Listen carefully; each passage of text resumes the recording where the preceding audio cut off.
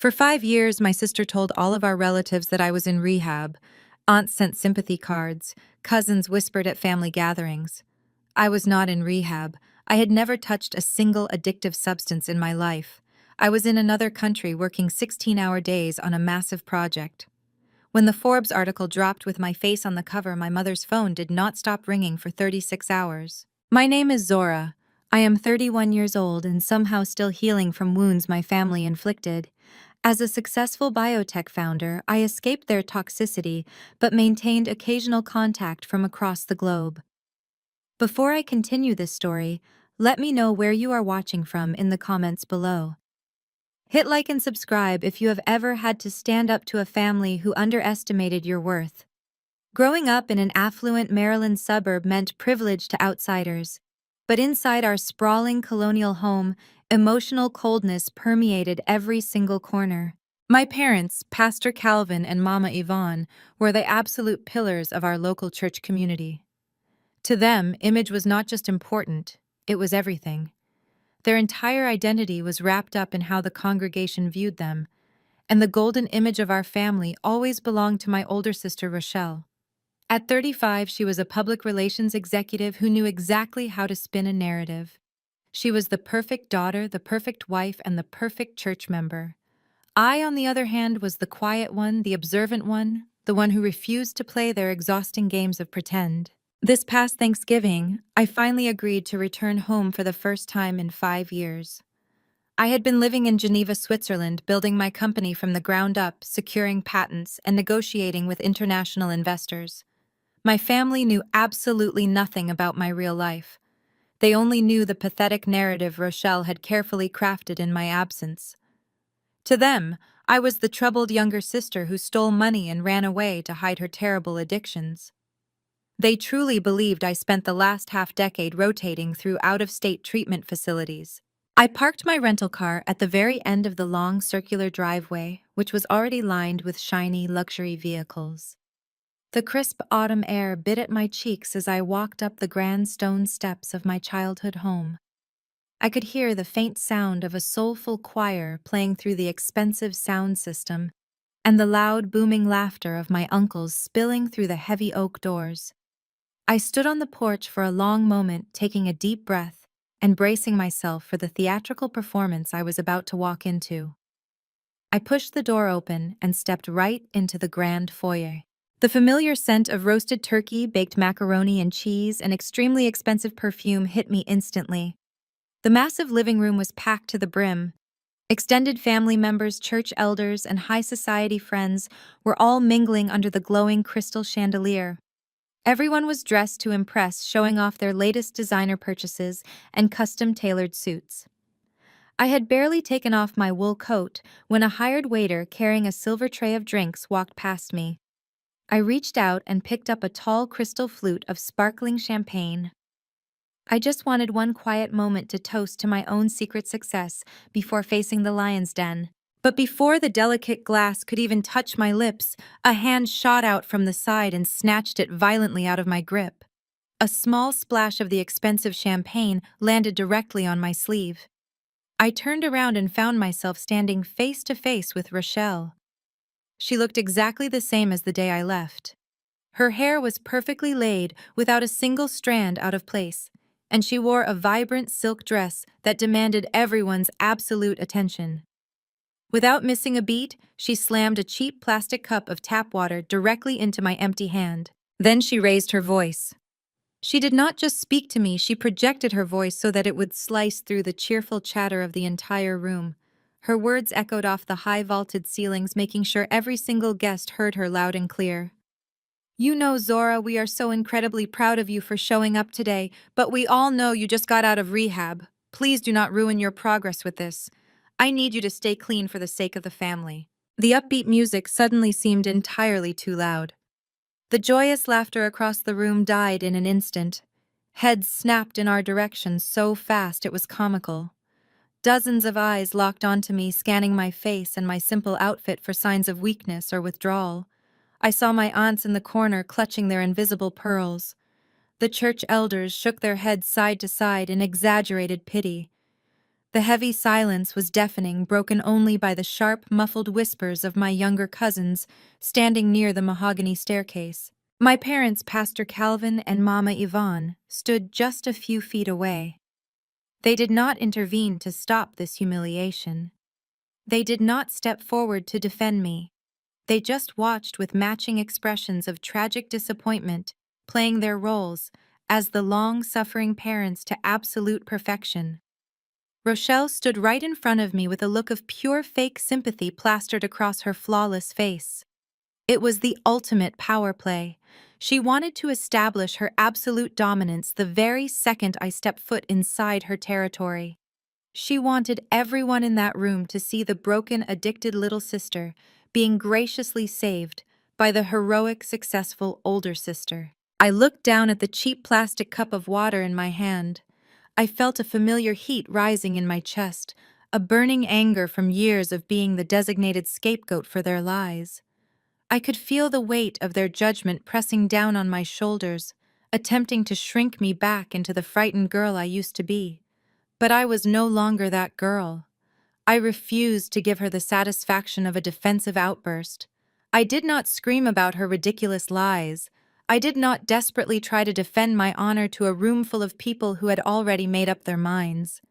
Instead, I simply looked Rochelle dead in the eye, took a slow, deliberate sip of the tap water, and gave her a long, chilling smile. The silence stretched for another uncomfortable second before a heavy hand landed on my shoulder. I did not have to turn around to know exactly who it was. The overwhelming scent of overpriced cologne gave him away instantly. Trent. My brother-in-law stepped smoothly into the center of the circle, sliding his arm around Rochelle's waist. At 38 years old, Trent was the only white man in the room, and he wore that fact like a badge of honor.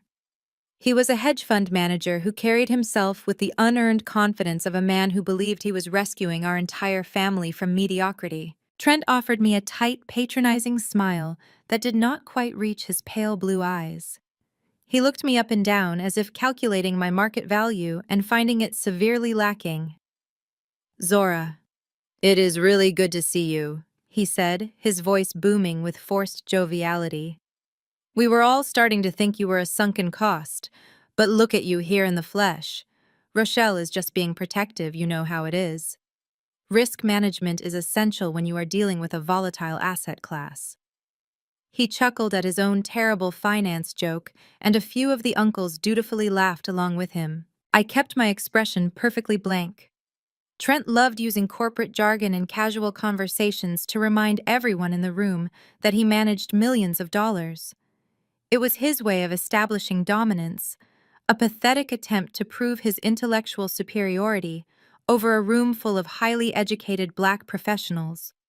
He leaned in closer, lowering his voice in a way that was clearly designed to make everyone lean in and listen harder. "Listen, Zora.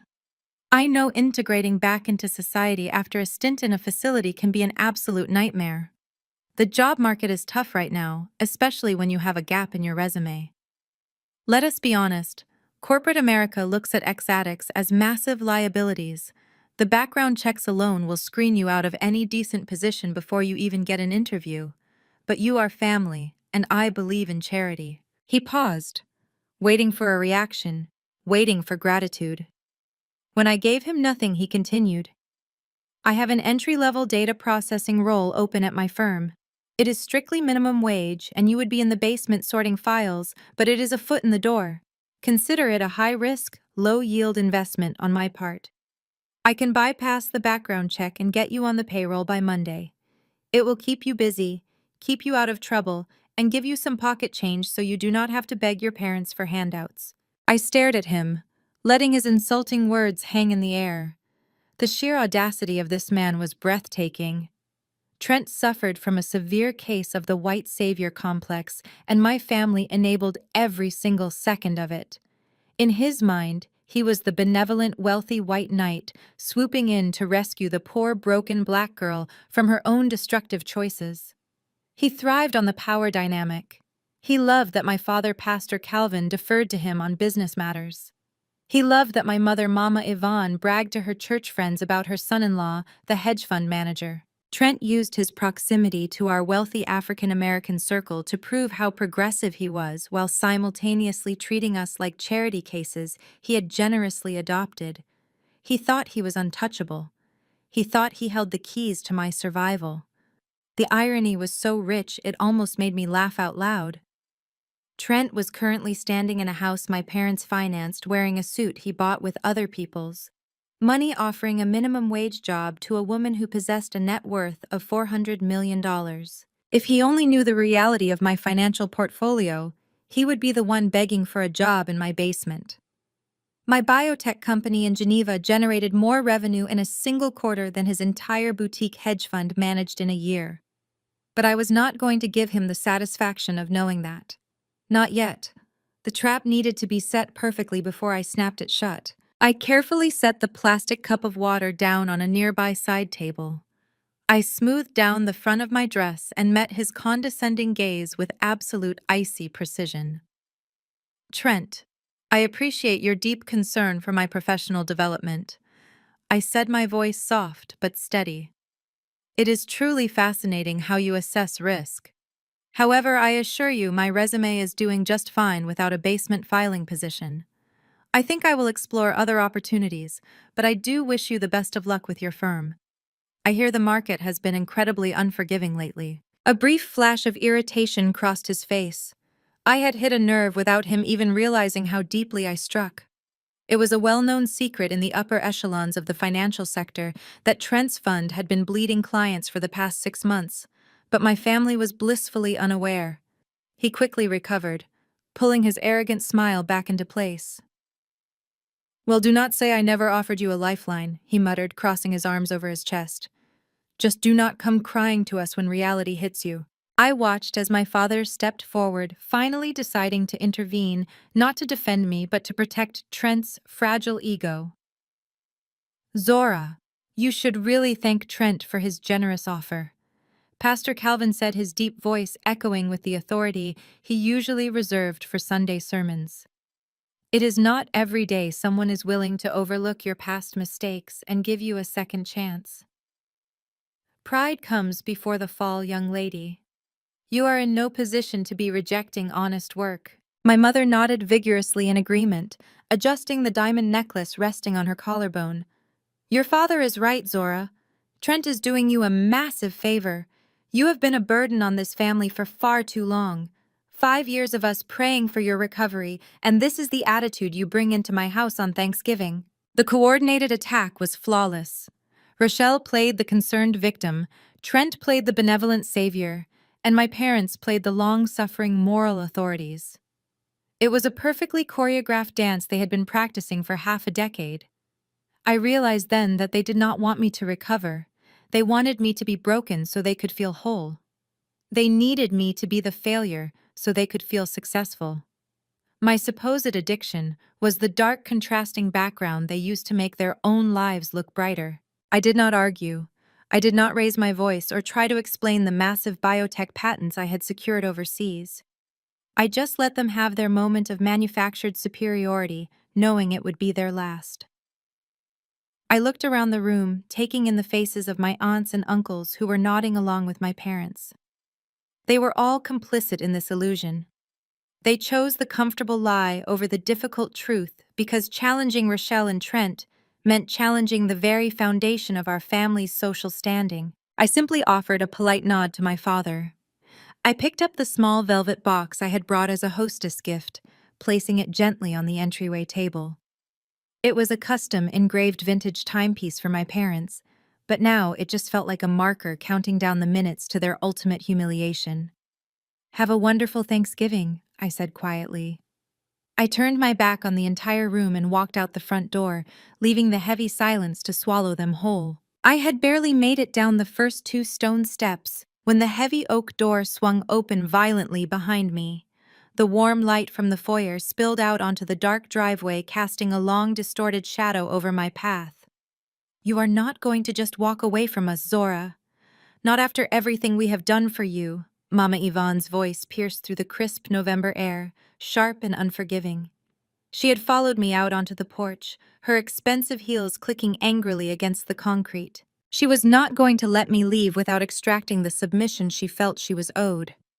I stopped and slowly turned around to face her, the cool wind whipping my coat around my legs.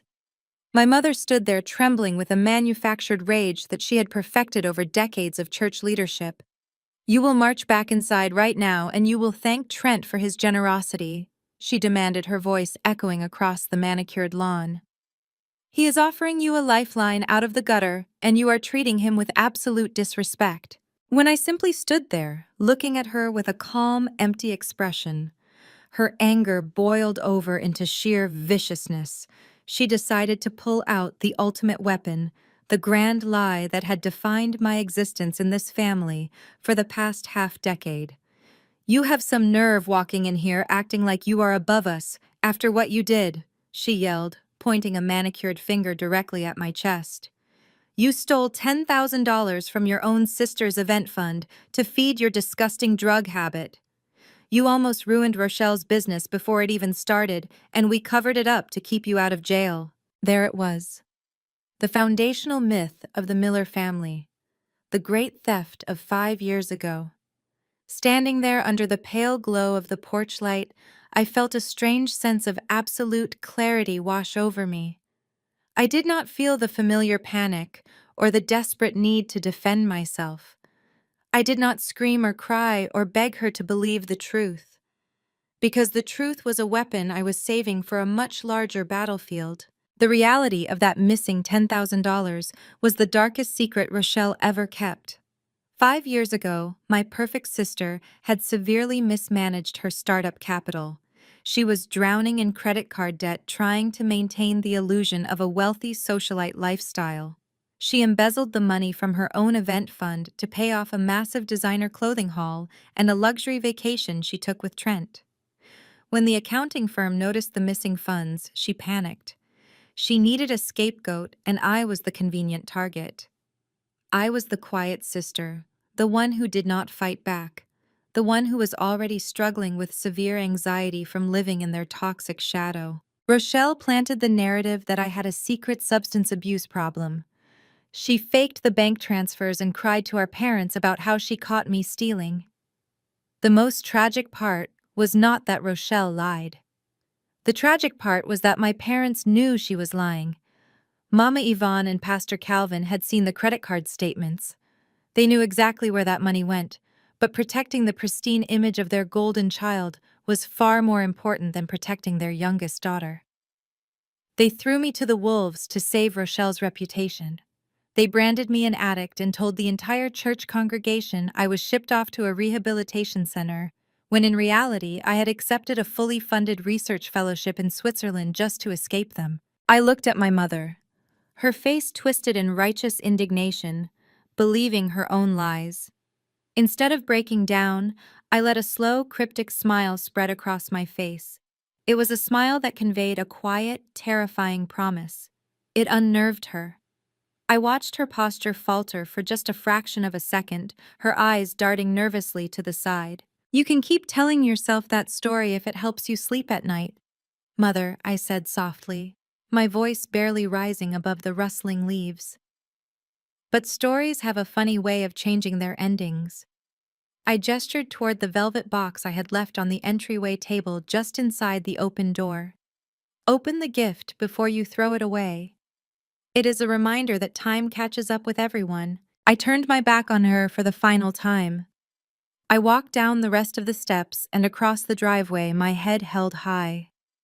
I could hear her muttering under her breath, calling me ungrateful and delusional, but the words no longer had the power to cut me. They were just empty echoes from a life I had completely outgrown. I reached my rental car, unlocked the doors, and slid into the plush leather seat.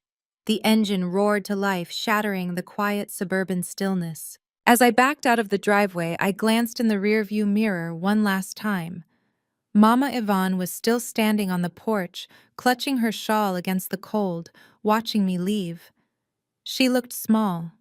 She looked like a woman who was desperately trying to hold on to a script that was already being rewritten. She thought she had won the exchange. She thought she had successfully banished the family embarrassment back into the shadows. They all thought they were so safe in their sprawling colonial fortress of lies. I emerged onto the highway heading back toward my luxury hotel in downtown Washington, D.C. The tension that had been sitting in my chest for 5 years completely evaporated. I rolled down the window, letting the freezing night air rush into the cabin, clearing away the suffocating stench of their hypocrisy. I had survived the toxic Thanksgiving dinner. I had played my part perfectly. I had let them show me exactly who they were and exactly how little they respected me. They had no idea what was coming for them. They did not know about the Geneva laboratory, the late nights analyzing cell structures, or the massive patents that were about to revolutionize the biomedical industry. They did not know about the relentless, grueling work I had put in to become a woman who commanded international boardrooms. They only knew the addict they had invented. I connected my phone to the car Bluetooth and called my lead public relations director in Switzerland. It was the middle of the night there, but she picked up on the second ring. "Zora, is everything okay?" she asked, her voice thick with sleep. "Everything is perfect," I replied, a genuine smile finally reaching my eyes. The family reunion went exactly as predicted. They took the bait. "It is time to drop the article." She chuckled softly on the other end of the line. "The Forbes digital cover is scheduled to go live in exactly 36 hours. The press releases are queued up and the financial networks have been briefed. Are you ready for the fallout?" I looked out at the passing city lights, the glowing monuments of power and ambition reflecting in my windshield. I had never been more ready for anything in my entire life. "Drop it," I said. "Let them see exactly what their favorite addict has been building." 36 hours later, the atmosphere in my five-star penthouse suite overlooking the Potomac River was charged with a quiet electric energy. I sat at the massive mahogany dining table, which I had completely repurposed into a makeshift command center. Empty espresso cups and scattered dossiers covered the surface. My laptop screen was divided into a dozen tiny squares, connecting me with my lead researchers and legal team back in Geneva. We were finalizing the last-minute details of our upcoming initial public offering. The contrast between my reality and the ridiculous charade I had endured at my parents' house could not have been more extreme. Here I was, not the broken little sister. I was the founder and chief executive officer of a biomedical firm that was about to disrupt the global healthcare market. I checked the gold Rolex on my wrist. It was exactly 9 in the morning on the East Coast. Right on schedule, my lead public relations director chimed in over the encrypted video call. "The digital issue is live. Zora," she said, her voice crackling slightly over the speakers. "The algorithm is already pushing it to the top of the global finance feeds. Congratulations, you are officially a major player on the world stage." Almost immediately, my personal cell phone, which had been sitting silently face down on the glass table, began to vibrate. It buzzed once, then twice. Then it erupted into a continuous, relentless hum. Notifications poured in so fast, the screen blurred into a solid block of bright light. Google alerts confirming the publication, LinkedIn messages from investors asking for immediate meetings, missed calls from unknown numbers, and then the frantic text messages from familiar area codes. The bomb had officially been dropped, and the shockwave was moving at the speed of light. I leaned back in my heavy leather chair, taking a slow, deep breath. I closed my eyes and allowed myself to vividly imagine the exact scene playing out in my parents' sprawling colonial home in that very moment.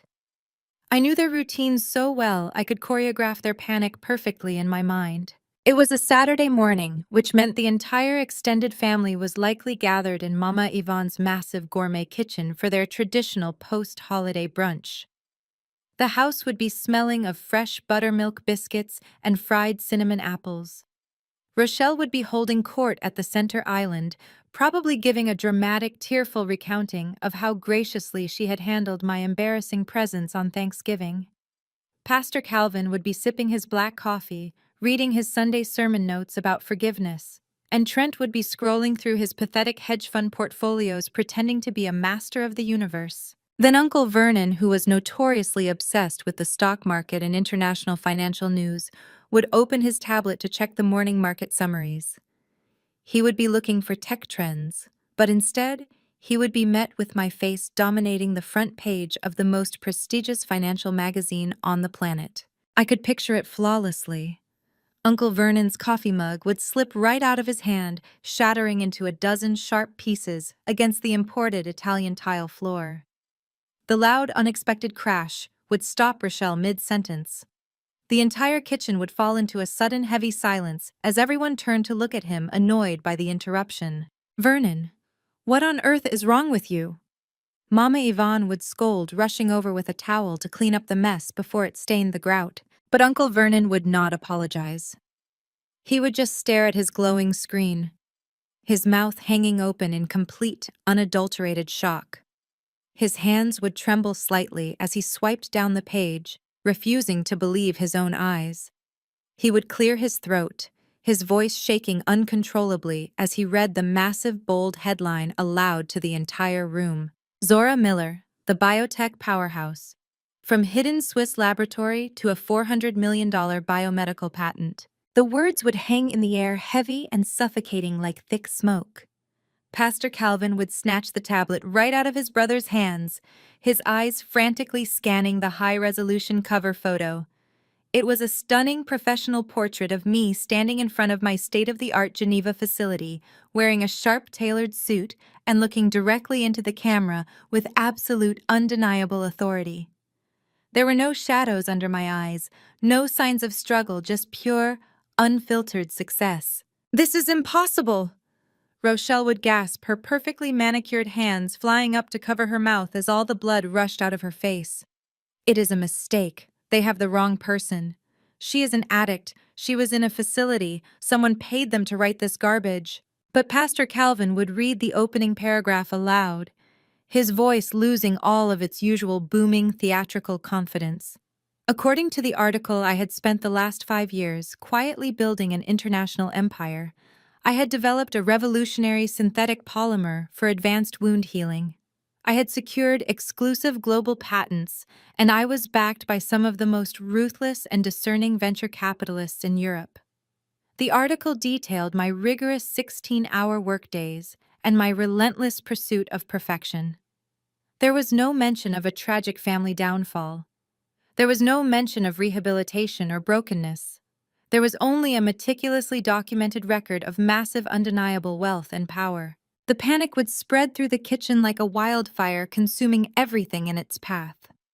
Aunts who had spent the last 5 years sending my parents fake sympathy cards about my terrible addiction would suddenly realize they had been played for absolute fools. Uncles who had pitied me would stare at the screen, trying to comprehend the massive numbers attached to my name. $400 million.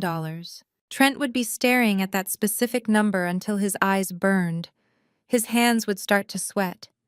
He was a man desperate for a financial lifeline, and he had just spent Thanksgiving offering a minimum wage basement job to a woman who could buy his entire firm in cash and liquidate it just for fun. Mommy Yvonne would sink into the nearest bar stool, the color completely draining from her face, leaving her looking gray and old. The pristine, holy reputation she had built on the foundation of my supposed failure was disintegrating before her very eyes. If the church congregation saw this article, and they definitely would, by Sunday morning, they would instantly know the Miller family had been spinning a massive, malicious lie for half a decade. The golden child was a fraud, and the black sheep was a billionaire in the making. Back in my hotel suite, I picked up my buzzing phone and watched the names flashing aggressively across the screen. Pastor Calvin, Mama Yvonne, Rochelle, Aunt Vivian, Uncle Vernon. They were all calling me in a frantic, desperate panic. Text messages were popping up begging me to pick up the phone, demanding to know if this was some kind of elaborate prank. They wanted answers. They wanted to know how the family scapegoat had suddenly become the most powerful person in their entire orbit. More importantly, they wanted to figure out how to spin this completely unexpected narrative to their advantage before the community realized what they had done. I let every single call go straight to voicemail. I watched the missed call notifications stack up one after another until my inbox was completely full and flashing a warning sign. I had spent 5 long years begging for them to listen to me, begging for them to believe the truth about Rochelle stealing that money. They had ignored my tears. They had silenced my voice. They had cast me out like trash. Now they were absolutely desperate to speak to me. But I was no longer available for their manipulative games. I tapped the screen and calmly turned the phone completely off, cutting their lifeline, throwing the device onto the velvet sofa across the room. My work here was far from finished. The article dropping was just the opening move in a much larger, much more devastating game of chess. They thought the public humiliation of the truth was the worst thing that could happen to them.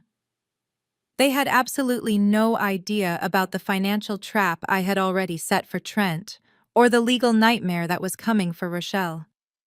I turned my attention back to my team on the laptop screen, ready to finalize the next phase of their absolute destruction. Even with my phone turned off, my secure email server began catching the overflow of digital panic. Audio files of voicemails automatically transcribed themselves onto my screen. I watched the words type out in real time, reading the sheer desperation bleeding through every syllable Rochelle spoke. Her first voicemail was left at exactly 9:15, just minutes after Uncle Vernon had dropped his coffee mug. "Zora, pick up the phone right now." Her voice tried to maintain its usual bossy, authoritative tone, but a slight tremor betrayed her. "I do not know what kind of sick joke this is, or how much money you wasted trying to buy a fake article, but you are embarrassing the family. Call me back immediately so we can coordinate a statement to the church. We need to tell them you are having a manic episode." I deleted the file without a second thought. 10 minutes later, a second voicemail arrived. This one was faster, the words stumbling over each other. "Zora, this is not funny anymore. People are calling my public relations firm asking for comments on your little science project. You are interfering with my business. You need to post a retraction online right now and tell everyone that you exaggerated the numbers.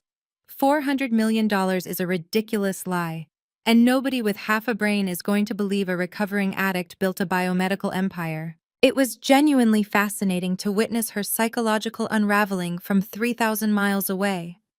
Rochelle had spent her entire adult life carefully constructing an alternate reality where she was the brilliant, successful hero, and I was the tragic cautionary tale. Her mind literally could not process the fact that the article was real. If the article was real, it meant her entire existence was a carefully orchestrated fraud. It meant the younger sister she had actively destroyed and pushed out of the country had completely eclipsed her in every measurable way. She could not handle the truth, so she doubled down on the delusion. By noon, my phone carrier had forwarded a group chat screenshot sent to me by a younger cousin who always secretly hated Rochelle's arrogant attitude. The screenshot showed Rochelle frantically texting the church aunties group trying to do aggressive damage control before the Sunday service. Her messages were long, rambling paragraphs of pure, unhinged denial. "Please do not believe the fake news circulating online about my sister. The devil is working hard to tear our family apart." Zora paid a sketchy overseas marketing firm to Photoshop her face onto that magazine. It is a classic cry for help from someone struggling with severe substance abuse. "We are looking into getting her back into a secure facility. Please keep us in your prayers." I read the text message twice just to marvel at the audacity. She was a public relations executive, and this was her master plan. She honestly believed she could gaslight an entire congregation into thinking the most reputable financial publication on the planet was publishing fake news just to humor a drug addict. She was digging her own grave with a silver spoon. The younger cousin texted me a follow-up message laughing at the absolute chaos. She said Aunt Vivian had already called the local news station to brag about her billionaire niece, and 2 other church elders were currently arguing with Rochelle in the group chat demanding to know why they were never invited to my graduation in Switzerland. The carefully built dam was breaking, and Rochelle was trying to plug a massive hole with a single manicured finger. I could picture her pacing the hardwood floors of her luxury Maryland home, her perfect hair starting to frizz, her designer silk robe clinging to her sweating body. The golden child was finally experiencing the crushing weight of reality.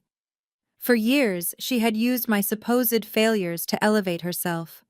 Whenever she felt insecure about her mounting credit card debt or her struggling boutique firm, she would just remind everyone about poor broken Zora. Now that crutch had been brutally kicked out from under her. Without my failure to stand on, she was just a mediocre local event planner drowning in debt while her husband ran a failing hedge fund. She was terrified. The people she had lied to for years were starting to ask very uncomfortable questions. The church aunties who thrived on gossip were already sensing blood in the water. They knew a fake story when they saw one, and Rochelle's frantic, sweaty desperation was the most obvious red flag in the world. By 2 in the afternoon, a third voicemail arrived. This one was entirely devoid of her usual commanding arrogance. It was breathless, high-pitched, and laced with genuine panic. Zora, please, you have to answer the phone. Trent is freaking out. Investors are calling him asking why he never mentioned his sister-in-law was a biotech founder. He looks like an idiot. Mama Yvonne is locked in her bedroom crying because the pastor's wife asked her why she lied about you being in a facility. You are ruining our lives. Please just pick up and tell me what you want. How much money do you want to make this go away? The sheer projection was astounding. She was accusing me of ruining their lives simply by existing and being successful. She thought she could buy my silence with the very same money she had stolen from me 5 years ago. She still thought I was the weak little girl who would cave under the pressure of family guilt. I closed the audio file and leaned forward, resting my elbows on the mahogany table. I looked at the screen where my lead attorney in Geneva was waiting patiently for my instructions. He had been listening to the translated transcripts of the voicemails with a look of mild disgust on his face. They are completely unraveling, he noted softly. The sister is providing us with excellent documented evidence of her continued defamation. Sending those group texts to the church members claiming your business is a fraud is a direct violation of international libel laws. We can add that to the lawsuit. I nodded, a cold satisfaction settling deep in my chest. Yes. Add every single word to the file I instructed. Let her keep talking. Let her spin her web of lies as wide as she possibly can. The more people she tries to convince, the more witnesses we will have when we drag her into federal court. Let me explain the true depth of Rochelle's mental state at that exact moment. She had always been the blazing sun around which our family orbited. Pastor Calvin used her as the ultimate example of righteous living in his Sunday sermons. Mama Yvonne paraded her around the country club like a prized show pony. They had built a complete mythology around her absolute perfection. When you build your entire identity on being superior to someone else, their massive success feels like a violent physical attack. I received another forwarded message, this time an audio recording from a busybody church member who had managed to get Rochelle on the phone. The recording captured Rochelle speaking in a hushed, frantic whisper, clearly hiding in a bathroom somewhere. You have to understand, Sister Martha. Rochelle pleaded, her voice cracking. Zora is very sick. This whole biotech company thing is a front. She is laundering money for dangerous people overseas. That is why she has all this sudden wealth. We were trying to protect the church by keeping her addiction quiet, but now she is lashing out. I actually laughed out loud in my quiet hotel suite. Money laundering for dangerous people overseas. It was like listening to a poorly written script for a cheap afternoon soap opera. She was so desperate to explain away my massive net worth that she was willing to accuse me of international organized crime rather than admit I was simply smarter and harder working than she would ever be. The tragic irony was that while she was busy trying to convince the congregation that I was a criminal, her own husband Trent was currently under active federal investigation for actual financial crimes. She was projecting their own dirty secrets onto me in a blind, relentless panic. Her delusion was absolute. She had lied for so long that she could no longer distinguish between reality and the fictions she created to protect her fragile ego. I took a slow sip of my cold espresso. The storm was raging violently in Maryland, but here in my suite, there was only perfect, calculated calm. The first phase of my plan had executed flawlessly. The bomb had exploded, the shrapnel had hit the targets, and the panic had permanently set in. The enemy was currently running around in the dark, screaming at shadows and exposing all of their vulnerabilities. Soon the real destruction would finally begin. The very next morning, my hotel room phone rang with a call from the front desk. My parents had bypassed my blocked cell phone number by simply driving to the hotel and intimidating the concierge. The clerk sounded nervous as he informed me that a pastor, Calvin Miller, and his wife were waiting in the private dining room off the main lobby, demanding an immediate audience. I could have easily told security to escort them off the premises, but I decided it was time to look them in the eye. I changed into a sharply tailored charcoal suit, clasped my favorite gold watch around my wrist, and took the private elevator down to the ground floor. I walked into the private dining room and found them sitting at a long mahogany table. They did not look like the confident, untouchable pillars of the community they played on Thanksgiving. Pastor Calvin looked exhausted, his eyes bloodshot from a lack of sleep. Mama Yvonne was rigidly straight, clutching her designer handbag like a shield. When I sat down across from them, there was no warm greeting. There was no apology for the vicious lies they had spread for 5 years. There was not even a singular word of congratulations for building a $400 million empire. Instead, my father leaned forward, lacing his fingers together, and adopted his deep, booming pulpit voice. "Zora, we have been put through absolute hell because of your little stunt," he began, his tone dripping with condescension. "The church is in an uproar. The elders are asking questions I cannot answer. You have brought unwanted chaos to this family, and it needs to be rectified immediately." I stared at him, completely unfazed by his manufactured authority. I did not realize that becoming a successful biotech chief executive officer was considered a stunt, I replied smoothly. "I thought you would be thrilled to know I was not actually wasting away in a rehabilitation center." Mama Yvonne slammed her hand against the table, her polished nails clicking sharply against the wood. "Do not get smart with us," she snapped. "You humiliated your sister. You humiliated Trent. You purposely timed that article to embarrass us all right after Thanksgiving. We know exactly what you are doing." I let a brief humorless smile touch my lips. "I do not control the publishing schedule of international finance magazines, Mother. But please tell me why exactly you dragged yourselves all the way to downtown Washington just to yell at me." Pastor Calvin cleared his throat, shifting his weight in the heavy leather chair. "We are here to talk about family loyalty, Zora. The Bible teaches us that to whom much is given, much is required. You have clearly stumbled into a massive amount of wealth, and right now your family needs you to step up and do the right thing." I leaned back in my chair, crossing my arms. "And what exactly is the right thing?" "Rochelle is pregnant," Mama Yvonne blurted out, her eyes narrowing as she tried to gauge my reaction. "She just found out a few weeks ago. She is carrying the first grandchild of this family, but she is under immense stress because of you. Trent's fund is experiencing a temporary liquidity issue, and your sister is worried about providing a stable environment for her baby. The stress is not good for the child, Zora.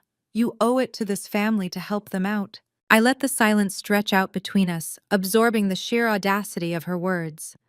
They were using an unborn child to emotionally blackmail me into funding a failing hedge fund managed by a man who had offered me a minimum wage job just 48 hours prior. My father took my silence as an opening. "We have spoken with an attorney," he said, sliding a manila folder across the smooth surface of the table. "We have drafted a simple equity transfer agreement. We are asking you to sign over 20% of your company to Rochelle. It is the least you can do after everything we have done for you. We covered for your addiction, Zora. We protected your reputation when you were at your lowest. We put up with all of your issues and kept the family name spotless. Now it is time for you to repay that grace." I looked down at the folder without making a single move to touch it. 20% of my company was currently valued at roughly $80 million. They wanted me to hand over $80 million to the sister who stole from me, lied about me, and tried to convince the world I was a drug addict. And they believed I owed it to them because they so graciously covered up the fake addiction they themselves had actively invented. The psychological gymnastics required to reach that level of entitlement were truly astounding. I looked back up at my parents. Their faces were set in expressions of righteous expectation. They genuinely believed I would fold. They thought the religious guilt, the invocation of family loyalty, and the mention of a new baby would be enough to break my resolve. They still saw the terrified 19-year-old girl they used to manipulate with ease. I reached out and pushed the manila folder back across the table, letting it slide until it bumped against my father's coffee cup. "You want 20% of my biomedical firm?" I stated, my voice dropping to a low, icy register. "You want $80 million to bail out a fraudulent white savior who is running a sinking ship. And you want it because you think you protected me from a drug addiction that never existed." Pastor Calvin's face flushed a deep, angry red. "Do not disrespect your brother-in-law like that. He is family, and you are being incredibly selfish. God has blessed you with this money, and you are hoarding it while your own flesh and blood suffers." I leaned forward, placing both of my hands flat on the table. "God did not build that laboratory," I said, staring directly into his eyes. "God did not spend 16 hours a day isolating polymer chains while living off ramen noodles in a foreign country. I did that. I built that company from the ground up while you were standing in front of your congregation asking them to pray for your pathetic junkie daughter." Mama Yvonne gasped, clutching her chest as if she had been physically struck. "How dare you speak to your father that way?" "I dare because the truth is finally sitting at this table, Mother.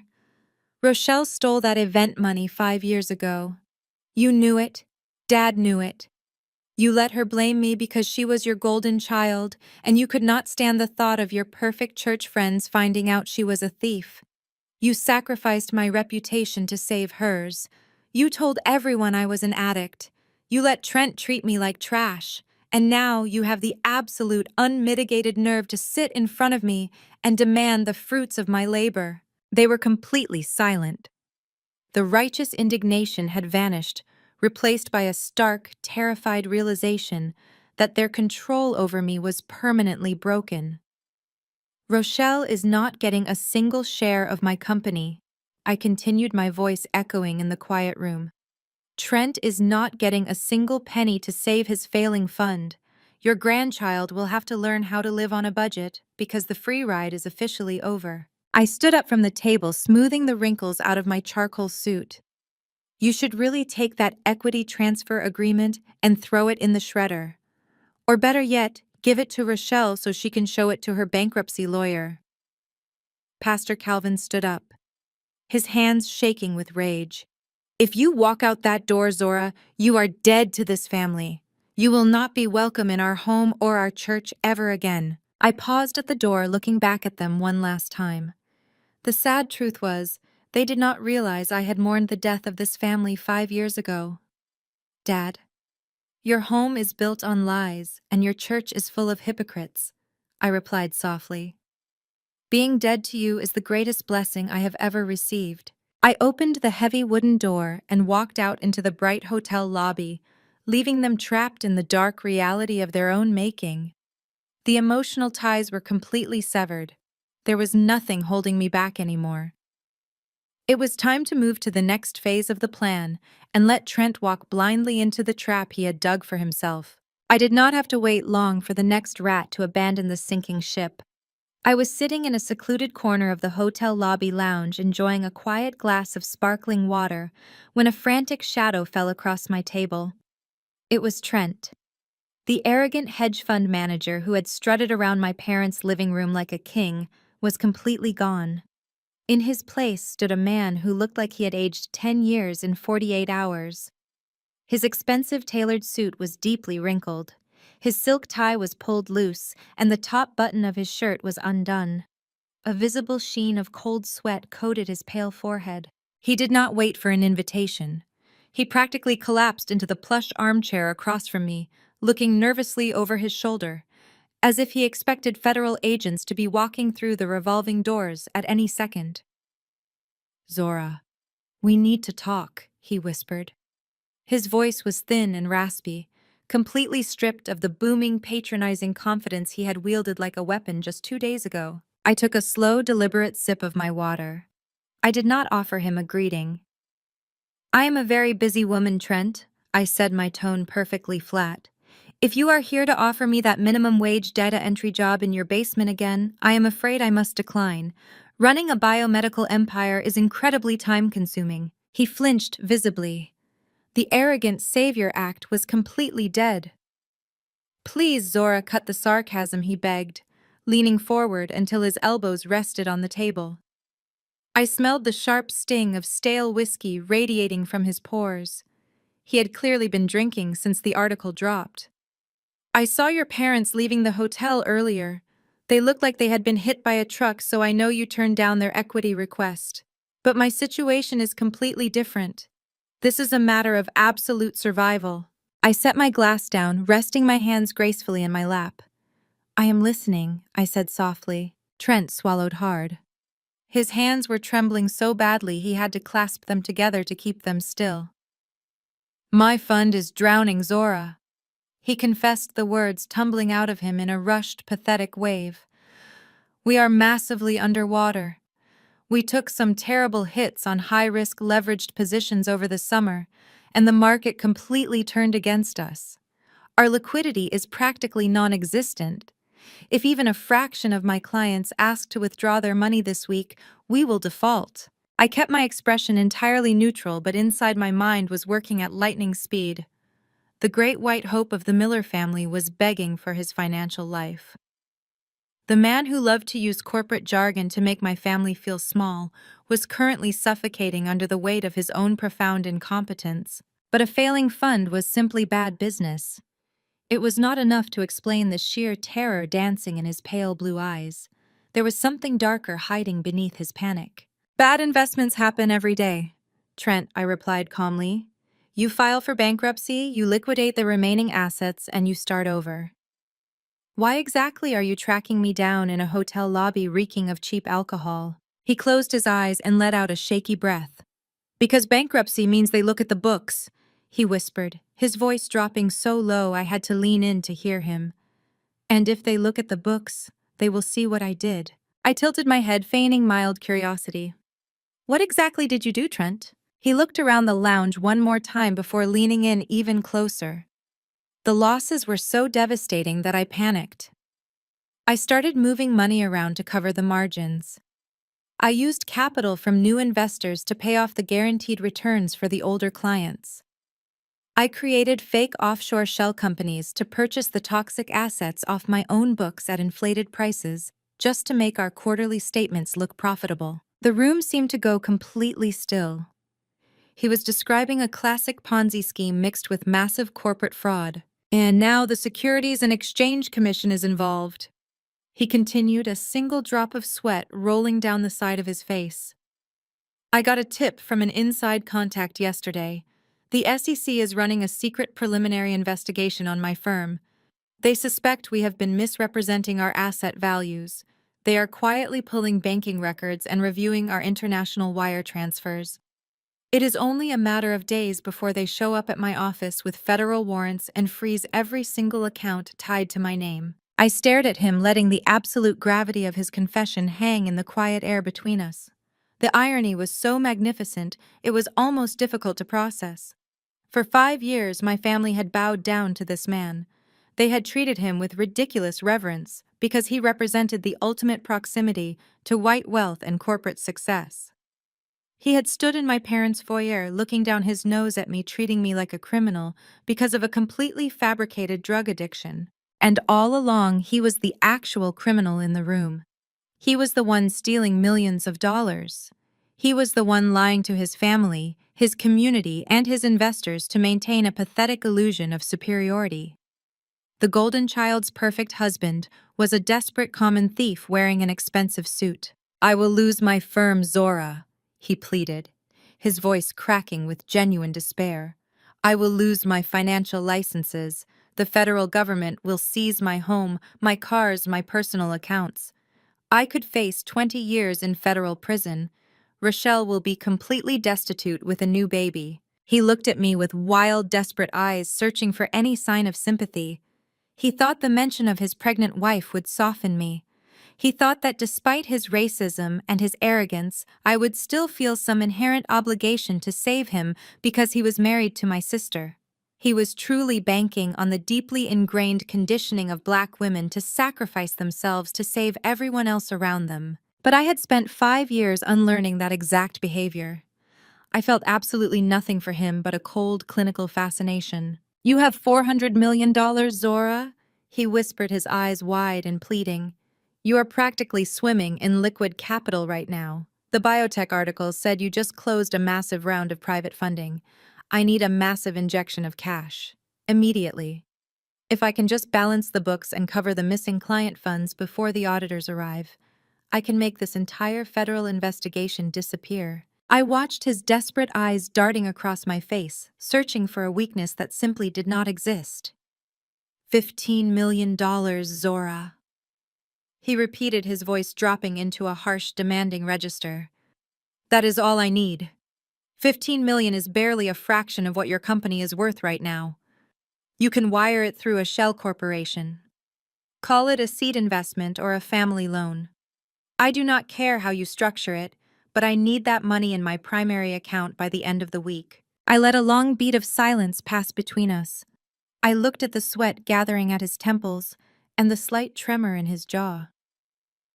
"You want me to commit corporate fraud to cover up your federal crimes?" I asked, keeping my tone mild and conversational. "You want me to steal from my own investors to save a man who mocked me in my parents' living room 2 days ago?" "Trent, I think the alcohol has severely clouded your judgment." The answer is absolutely not. The last shred of his pathetic begging vanished in an instant. His face darkened, the pale skin flushing an ugly shade of red. His true nature, the arrogant, entitled predator, finally broke through the surface of his panic. He leaned across the small table, invading my personal space. The smell of stale whiskey grew overwhelming. "You do not get to say no to me, Zora," he sneered, his voice dripping with venom. "You think you are untouchable just because you got your face on a magazine cover. But I know exactly how the financial sector works. I know you are preparing for a massive initial public offering in the next few months. Biotech is a volatile industry.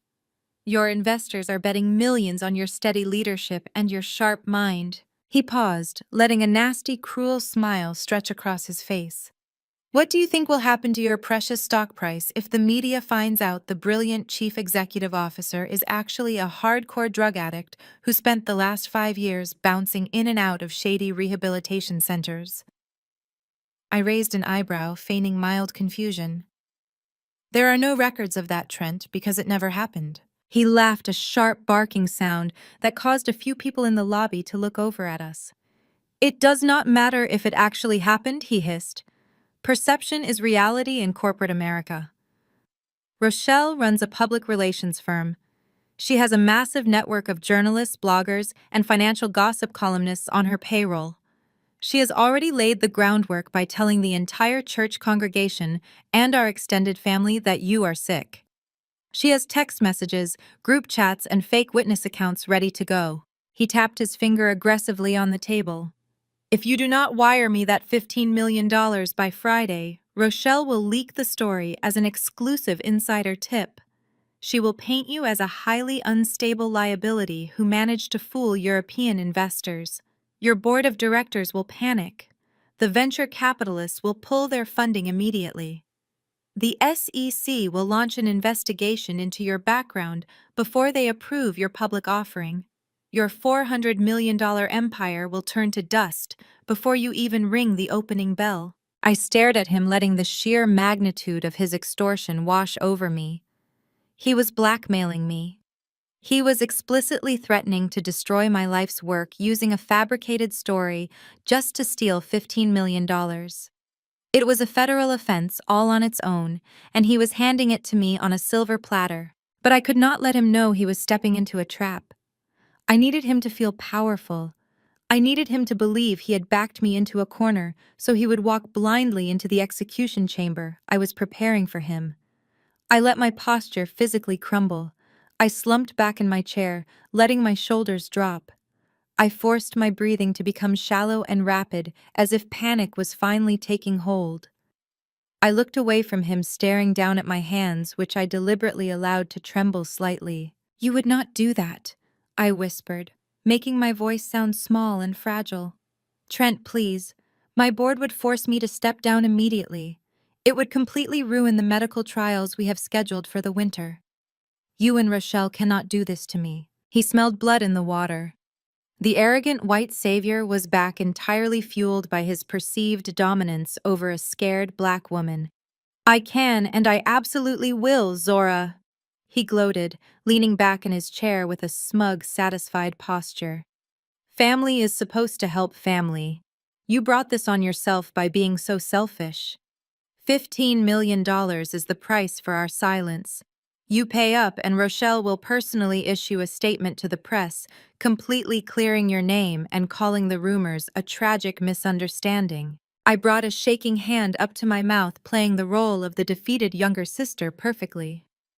I squeezed my eyes shut, squeezing out a single calculated tear that rolled slowly down my cheek. The performance was flawless. "Okay," I whispered, my voice cracking. "Okay, Trent, you win. I will get you the money. But I cannot just wire $15 million without triggering an audit from my own compliance team. It has to look completely legitimate.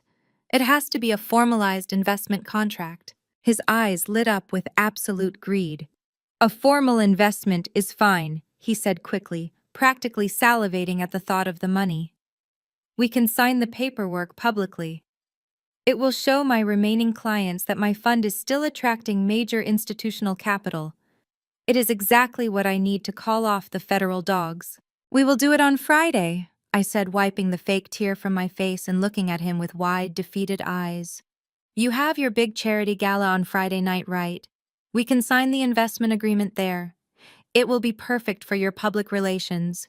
You can show everyone that your wealthy sister-in-law is backing your fund." Trent grinned a wide, predatory smile. "Now you are finally thinking like a team player, Zora. Friday night it is. I will have my lawyers draft the investment contract and send it to your team by tomorrow morning. Do not try anything stupid, or Rochelle pushes the button on the media leak." He stood up, buttoning his wrinkled suit jacket with a renewed sense of unearned confidence. He looked down at me one last time, savoring what he believed to be his ultimate victory. "See you at the gala, Zora." He turned and walked away towards the hotel exit, his step significantly lighter than when he arrived. I watched him disappear through the revolving glass doors. The moment he was out of sight, the trembling in my hands stopped instantly. My posture straightened, and the fragile, fearful expression melted off my face, replaced by a cold, calculating stare. I picked up my phone and dialed my lead attorney in Geneva. "Trent just demanded $15 million under direct threat of corporate blackmail," I said smoothly the second the line connected. "He is going to send over an investment contract tomorrow. Do not review it. Just throw it in the trash.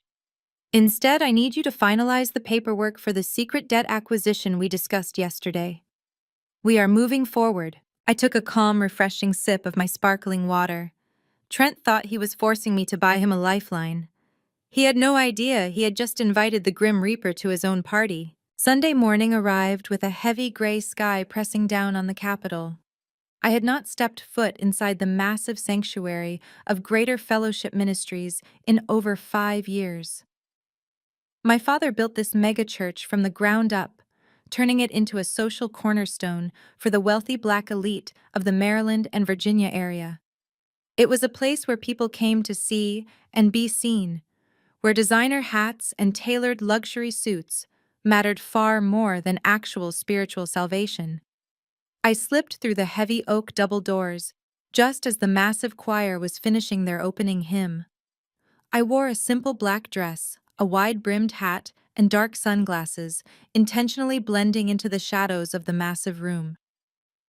I took a quiet seat in the very back pew, slipping my phone out of my purse and pressing the record button before setting it face down on the velvet cushion. The sanctuary was packed to absolute capacity. The air smelled of expensive floral perfumes and polished wood. Massive high-definition screens hung above the altar, broadcasting the service to thousands of people watching online. I could see my mother sitting in the front row, the designated First Lady's seat, wearing a vibrant purple suit and nodding along to the music. She looked perfectly put together, a stark contrast to the panicked, desperate woman who had threatened me in the hotel lobby just days prior. They were all back in their safe element, performing their favorite roles for an audience that adored them. Pastor Calvin stepped up to the clear acrylic podium, the bright stage lights catching the gold cross pinned to his lapel. Before we begin the formal sermon today, he announced his deep baritone voice, echoing perfectly through the state-of-the-art sound system. We have a very special testimony from a member of our own family. I watched as Rochelle stood up from the front row and made her slow, dramatic way up the carpeted stairs. She was dressed in a soft powder blue dress, looking appropriately modest and deeply troubled. She carried a single white tissue in her hand, an essential prop for the theatrical performance she was about to deliver. Rochelle grasped the edges of the podium, taking a deep, trembling breath that echoed loudly through the microphone. "Church family," she began, her voice quivering with perfectly manufactured emotion. "I stand before you today with an incredibly heavy heart. Many of you know that my younger sister Zora has been struggling for years with severe personal demons. We have prayed for her. We have funded her time in out-of-state facilities, and we have loved her relentlessly through her darkest seasons." The congregation let out a collective heavy murmur of sympathy. Several older women in the rows ahead of me shook their heads, murmuring, "Amen, and Lord help that poor girl." Rochelle's fake tears began to flow perfectly on cue, right on schedule. "Recently, Zora has come into a significant amount of sudden money." She continued, wiping her eyes delicately as the camera zoomed in on her face. "I wish I could stand here and say this financial blessing had brought her peace, but instead, it has completely blinded her. The devil is using this sudden wealth to harden her heart and poison her mind. She has turned her back on her family, on her church, and on the very faith that kept her alive. She is hoarding her resources while the people who loved her through her severe addiction are struggling to keep their heads above water. My husband Trent has tried so hard to guide her, but she is lost to the greed. Please, church family, I am begging you to pray for her soul. Pray that the love of money does not completely destroy whatever is left of the little sister I used to know." Sitting in the back row, I felt absolutely nothing but a cold, calculating satisfaction. Rochelle was standing in front of 3,000 physical attendees and thousands more online, officially putting her malicious defamation on the public record. My phone captured every single word of her libelous speech in crystal clear, high-definition audio. She was digging her own legal grave in front of an audience of thousands, and she genuinely believed she was securing her status as a righteous, tragic victim. The sheer narcissism required to tell such a massive lie standing directly in front of a church altar was staggering, but it perfectly encapsulated everything I had come to despise about my family. Rochelle stepped down from the podium to a massive wave of applause and sympathetic amens. Pastor Calvin returned to the microphone, placing a comforting, fatherly hand on her shoulder before she walked away to return to her seat. He opened his leather-bound Bible, looking out over the sea of faces with a severe, highly judgmental expression. "Today, we are talking about the ultimate sin of deep selfishness." He thundered, his voice rising up to the vaulted ceilings. "We are talking about the spiritual decay that happens when a person worships a bank account instead of their own family. The Bible tells us that the love of money is the root of all evil, and we are seeing it actively poison our own homes right now." He paced across the wide stage, waving his Bible in the air, sweating under the stage lights. "God does not bless you with wealth, so you can turn your back on your blood," he shouted, the crowd hanging on to his every word. "He blesses you so you can elevate your community and support the people who raised you." When you hoard your blessings out of spite and arrogance, you are quite literally stealing from the Lord Himself. There are people in this very room who have forgotten where they came from. There are people who think a magazine cover makes them more powerful than the Word of God. He spent the next 45 minutes delivering a blistering, aggressive sermon explicitly designed to publicly shame me and validate Rochelle's disgusting lies. He painted a vivid picture of an arrogant, ungrateful child who was heading straight for immediate divine punishment. He used the sacred text as a weapon to demand total compliance, to demand the $15 million Trent was desperately trying to extort from me behind closed doors. The congregation absorbed every single word, completely oblivious to the fact that their beloved, respected pastor was simply acting as a mafia debt collector for a fraudulent white hedge fund manager. I looked around the massive room, watching the people taking frantic notes and nodding in passionate agreement. This was the toxic facade I had successfully escaped 5 years ago. These were the people who cared far more about the illusion of absolute perfection than the brutal, messy reality of truth. They were so easily manipulated by fake tears and loud, aggressive preaching. They did not know that the crying sister on the screen was a thief and a compulsive liar. They did not know that the righteous, sweating pastor was willing to sacrifice his own innocent daughter just to protect an arrogant son-in-law who was currently under active federal investigation. They were completely and utterly blind. As the sermon finally reached its loud, sweaty crescendo, I picked up my phone from the velvet cushion and stopped the recording. The large audio file was instantly uploaded to my secure encrypted server back in Geneva. My corporate legal team now had undeniable documented proof of extreme public defamation broadcasted to thousands of people. Rochelle had just casually added another $5 million to the massive lawsuit I was silently preparing to drop on her head. I stood up quietly, slipping my phone back into my designer purse. Nobody noticed the woman in the back row stepping out into the wide carpeted aisle. The massive choir began to sing the closing hymn, their voices rising in a powerful, overwhelming, harmonious wave. I pushed open the heavy oak doors and stepped back out into the cool gray Sunday morning, leaving the entire fraudulent congregation behind me in the dark. The Sunday theater was officially over. The trap was now fully set, and the evidence was secured. Now all I had to do was wait for Friday night and let them burn their own precious empire to the absolute ground. I waited by the edge of the sprawling church parking lot, standing in the cool shadow of a massive oak tree. The congregation was slowly pouring out of the sanctuary, buzzing with the fresh gossip Rochelle had just graciously provided them. I watched as my sister and Trent emerged from the heavy wooden doors. They were practically glowing. Church members were stopping them every few feet, shaking Trent's hand and pulling Rochelle into sympathetic hugs. They looked like local royalty basking in the tragic narrative they had just sold to 3,000 people. I let them soak in their applause for a few more minutes before they finally broke away from the crowd and started walking toward their luxury SUV. I stepped out from the shade of the oak tree and positioned myself directly in their path. Trent saw me first. His hand instinctively reached for Rochelle's arm, stopping her in her tracks. Rochelle immediately stiffened her face, pulling back into a mask of pure condescension.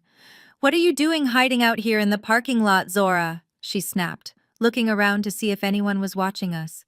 "Did you not get enough of a reality check inside the sanctuary? Dad preached a wonderful sermon about your exact situation." I did not rise to the bait. I needed this performance to be the absolute best of my entire life. I let my shoulders slump forward, collapsing my posture so I appeared physically smaller than her. I kept my eyes focused on the asphalt near their expensive shoes. I took a shaky breath, making sure it sounded ragged and full of defeat.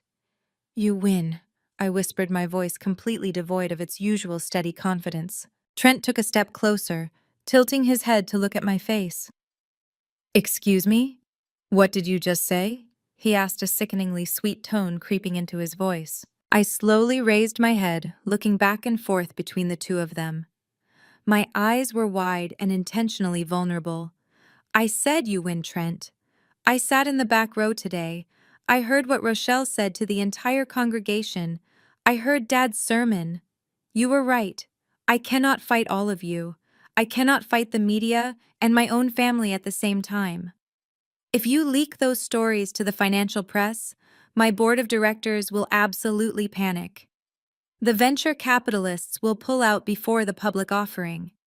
Everything I built over the last 5 years in Geneva will be gone. Rochelle crossed her arms over her chest, a slow, vicious smile spreading across her flawless face. So you finally realize that acting like a selfish brat has consequences, she sneered. I told you that God would not bless your nasty attitude. It is about time you humbled yourself and showed some respect to the people who covered up your disgusting habits. I bit the inside of my cheek, using the sharp physical pain to force another tear to well up in the corner of my eye. Yes, Rochelle, I whispered. I am sorry.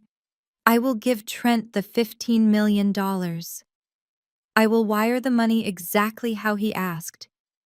I just need you to promise me that you will never mention the rehabilitation centers or the fake drug addiction to the press ever again. Trent practically vibrated with pure adrenaline. The deep terror that had consumed him in the hotel lobby was completely gone, replaced by the arrogant swagger of a man who genuinely believed he had just successfully extorted a biotech founder. He reached out and patted my shoulder in a mockingly comforting gesture. See? Zora, was that so hard? He asked. This is how family operates. We look out for each other. 15 million is just a drop in the bucket for you right now, but it will absolutely save my fund. And Rochelle will make sure your reputation stays completely spotless. I nodded weakly, taking a small step back to put some distance between us. There is just one condition, I said, my voice trembling slightly. If I am going to transfer that massive amount of liquid capital, I need to make sure the narrative is completely controlled. I do not want my investors thinking I am just giving away millions of dollars in the dark. It needs to look like a strategic alliance. Trent frowned slightly, his eyes narrowing. What exactly are you suggesting? I looked directly into his pale blue eyes. I want to sign the investment papers publicly at your high society gala. This Friday night, I said. I want to do it in front of the local press and your wealthy business partners. If Rochelle gets on the microphone and introduces me as her brilliant, successful sister who is partnering with your hedge fund, it will prove to everyone that our family is united. It will completely bury the rumors she started this morning.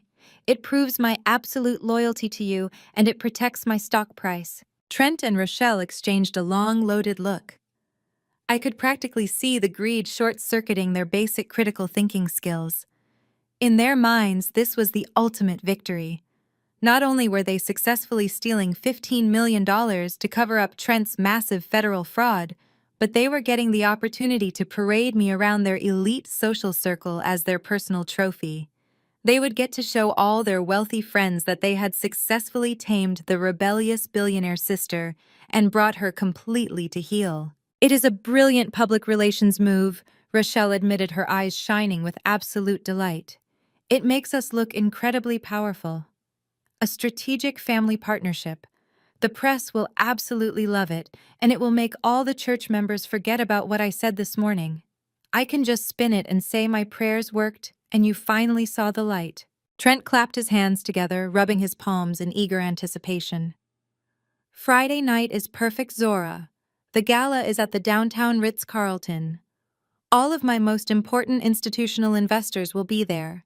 Signing a $15 million deal in front of them will completely restore their faith in my firm. The federal investigators will drop their case the second they see that kind of massive capital injection. I will have my legal team draft the exact investment contracts tomorrow morning and courier them to your hotel suite so you can review them before the party. I nodded submissively, keeping my eyes wide and compliant. Thank you, Trent, I murmured. I will review them carefully and bring them to the gala ready to sign. Please, just do not talk to any reporters until then. You have my absolute word. Trent beamed, a massive, predatory smile taking over his face. We will see you on Friday night, Zora. Wear something incredibly expensive. We need you looking like a major biomedical player. They turned and walked away toward their vehicle, their heads leaning close together as they animatedly whispered about their massive triumph. They were floating on a cloud of unearned victory, completely intoxicated by the illusion of their own supreme power. They did not bother to look back at me. If they had looked back, they would have seen the terrified, defeated posture instantly melt away from my body. I stood alone in the empty church parking lot, the cool wind blowing through the branches of the oak tree overhead. I reached into my purse and pulled out my sunglasses, sliding them over my eyes to block out the harsh Sunday morning glare. The performance had been executed flawlessly. The trap was no longer just set, it was completely locked and bolted.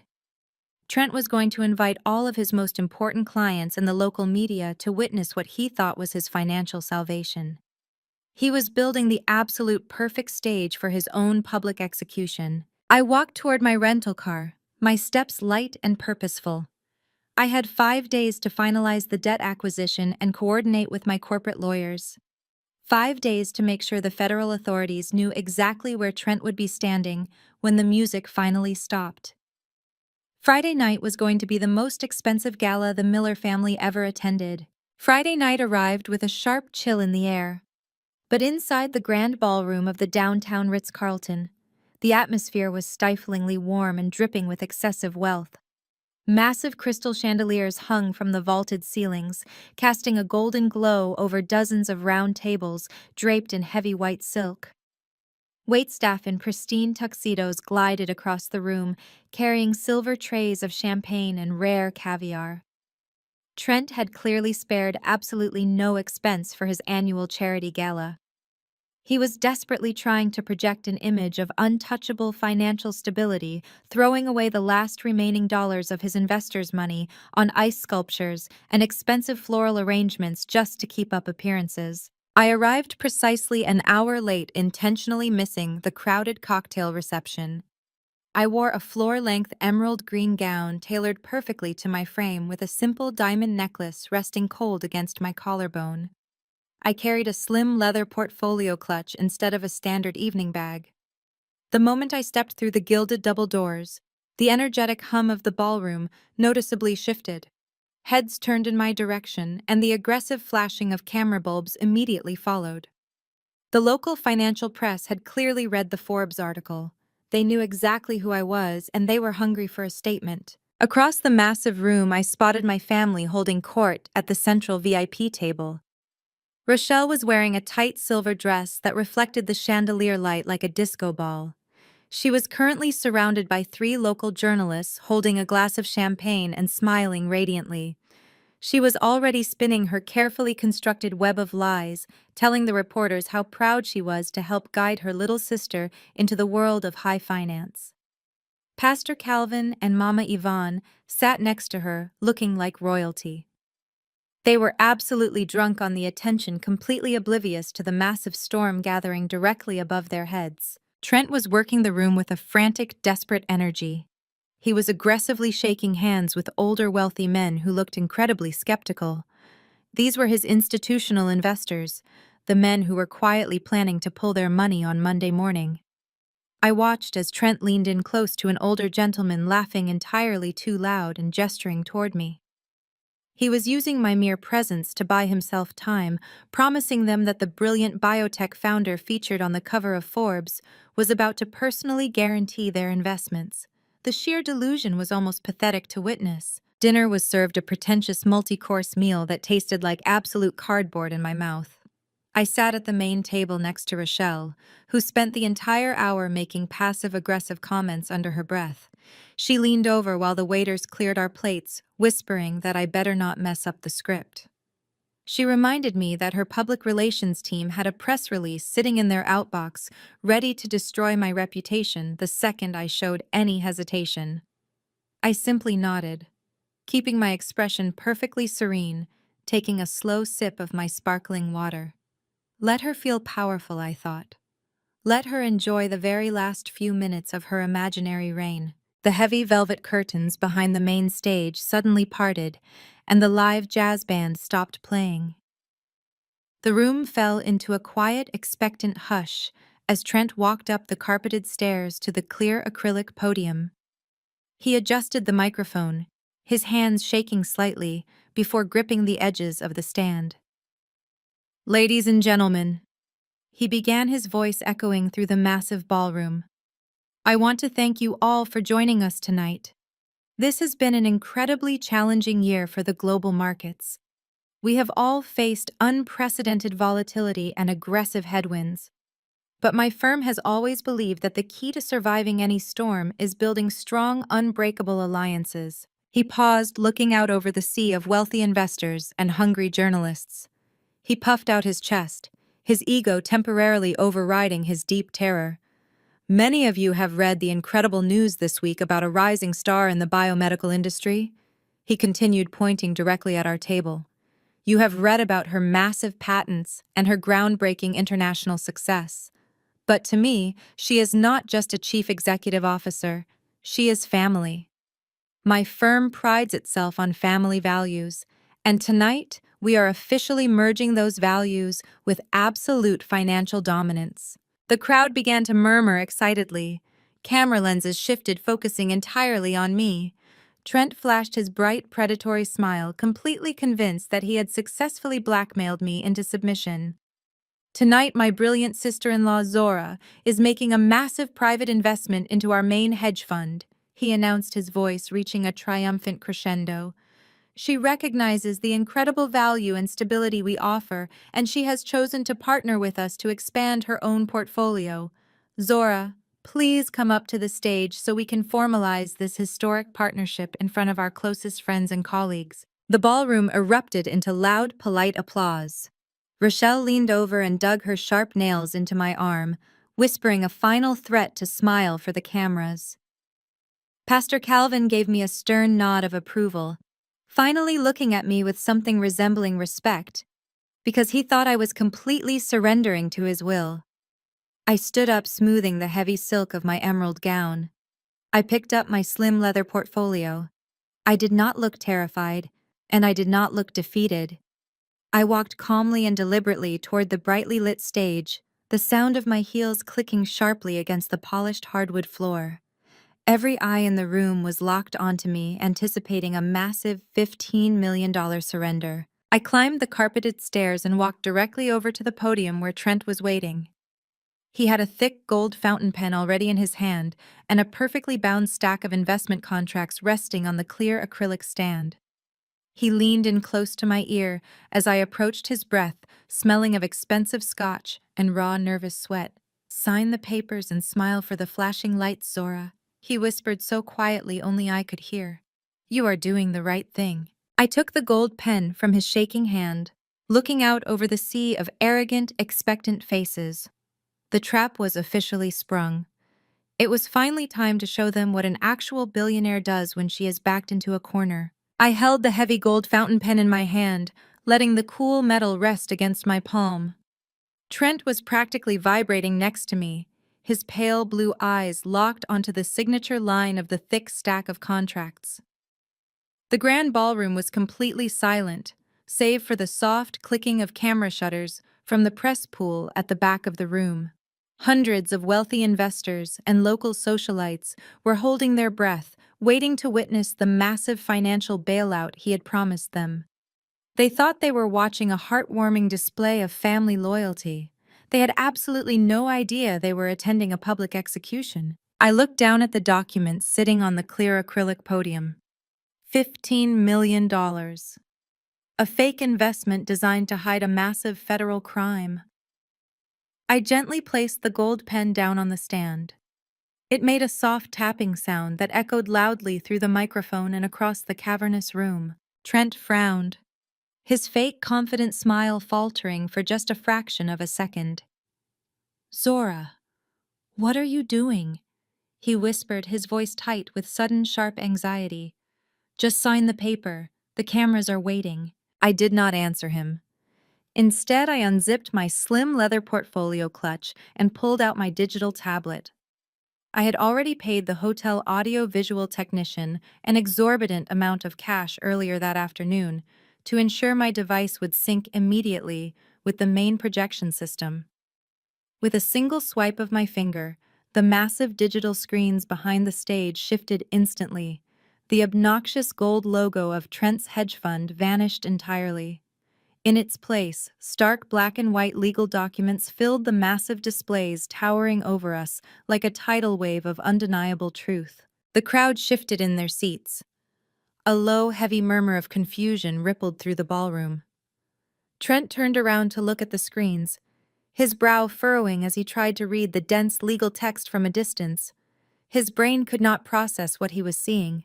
I leaned into the microphone, my voice calm and completely steady. "Ladies and gentlemen," I said, letting the words wash over the massive room. "My brother-in-law invited me here tonight to publicly finalize a strategic family partnership. He told you that I was bringing $15 million in fresh liquid capital to his esteemed hedge fund. He promised you that my biomedical empire would provide the ultimate safety net for your investments." I paused, letting my eyes sweep over the audience until I locked eyes with Rochelle. She was sitting rigidly at the VIP table, her expensive champagne glass frozen halfway to her mouth. Beside her, Pastor Calvin and Mama Yvonne looked equally confused, their proud smiles slowly melting into masks of deep uncertainty. "Unfortunately, Trent has been lying to all of you," I continued, my voice echoing with absolute authority. "He has been lying to his investors, his family, and the federal government. Your money is completely gone." The ballroom erupted into a chorus of loud collective gasps. Camera flashes fired in a blinding, rapid succession, illuminating the sheer panic spreading across the room. Trent lunged forward, trying to grab the microphone away from me, but I easily stepped backward out of his reach. "Cut the microphone," he yelled, waving his arms frantically at the sound booth in the back of the room. "Security, get her off this stage right now." But the microphone stayed perfectly live, and the private security guards hired by my own corporate firm stepped out of the shadows, blocking the stairs, preventing anyone from coming up to intervene. Trent was completely trapped on the stage with me. "I am not here to invest in a failing hedge fund," I announced, my voice projecting loudly over the rising chaos of the crowd. "If you look at the screens behind me, you will clearly see the official debt acquisition documents filed early this morning in federal court. When a financial institution drastically defaults on its massive leveraged loans, the banks quietly sell off that toxic debt to the highest bidder to cut their losses." Trent stood absolutely frozen, his face turning a sickening shade of gray. He looked back at the screens, finally registering the massive bold words at the very top of the projected documents. "Notice of default and assignment of debt." The realization hit him like a physical blow to the chest. Over the past 48 hours, my holding company secretly purchased every single defaulted loan tied to Trent's firm. I explained, making sure to speak clearly and slowly so the financial journalists could record every single devastating word. "I did not bring a $15 million investment tonight. I brought a foreclosure notice." The room exploded into absolute pandemonium. Wealthy investors, the very men Trent had been aggressively trying to impress and pacify all night, shot out of their chairs. They were shouting angrily over each other, pulling out their cell phones and demanding to know where their retirement funds had gone. The journalists pushed forward aggressively, holding their recording devices high in the air, smelling the biggest corporate financial scandal of the decade. Trent was visibly hyperventilating. He gripped the edges of the acrylic podium so hard his knuckles turned completely white. "Zora, you cannot do this," he gasped, his voice barely a weak, pathetic wheeze. "You are destroying me. My life is over." I stepped closer to him, completely ignoring the absolute chaos unfolding in the ballroom below us. "I am not destroying you, Trent," I said softly, my voice carrying clearly through the speakers. "You destroyed yourself the moment you started stealing from your clients to fund your ridiculous luxury lifestyle. You built an entire empire on fraud and arrogance. I am simply the one holding the collection plate." I turned back to the audience, raising my voice once more to cut through the deafening shouting. "As the primary creditor holding the senior debt, I am officially initiating the immediate liquidation of this firm," I declared, staring directly into the flashing camera lenses. My legal team is currently filing the paperwork to freeze all associated corporate and personal accounts. This legal action includes the immediate seizure of the firm's assets and the direct foreclosure of Trent's primary residence in Maryland. I heard a sharp, piercing scream erupt from the VIP table. It was Rochelle. She had jumped to her feet, her tight silver dress shimmering as she knocked over her heavy dining chair. The brutal reality of the situation had finally pierced through her massive wall of delusion. The luxury mansion she loved to brag about, the expensive cars, the exclusive country club memberships, they were all gone in a matter of seconds. The lavish life she had funded with stolen money and fake prestige was completely erased. They belonged to me now. She was pointing a shaking manicured finger at the stage, screaming hysterically at the top of her lungs. But her frantic words were completely drowned out by the roar of the panicked investors and the relentless clicking of the press cameras. Pastor Calvin and Mama Yvonne were staring at the stage in absolute horror, the blood completely drained from their faces as they realized their golden son-in-law was nothing more than a common thief. Trent looked like a man who had just been handed a literal death sentence. His knees actually buckled and he slumped heavily against the podium, gasping for air like a drowning man. The arrogant white savior who had confidently offered me a minimum wage job sorting files in his basement was now a bankrupt federal criminal publicly exposed in front of the entire city. He had tried to use my deeply toxic family to extort me, but he had vastly underestimated the sheer ruthlessness of a woman who had spent 5 years surviving on her own. I looked down at him, feeling no pity, no guilt, and absolutely no remorse. The Sunday sermon about selfishness echoed in my mind. They thought they could use God and family loyalty to rob me blind. Instead, I had used the law to strip them of everything they valued. "The debt has been called in, Trent," I whispered, stepping away from the podium and leaving him to face the mob. I picked up my slim leather portfolio, leaving the heavy gold pen sitting uselessly on the acrylic stand. I did not run away. I walked slowly and deliberately across the wide stage, letting the blinding lights wash over me. The first phase of the execution was completely perfect.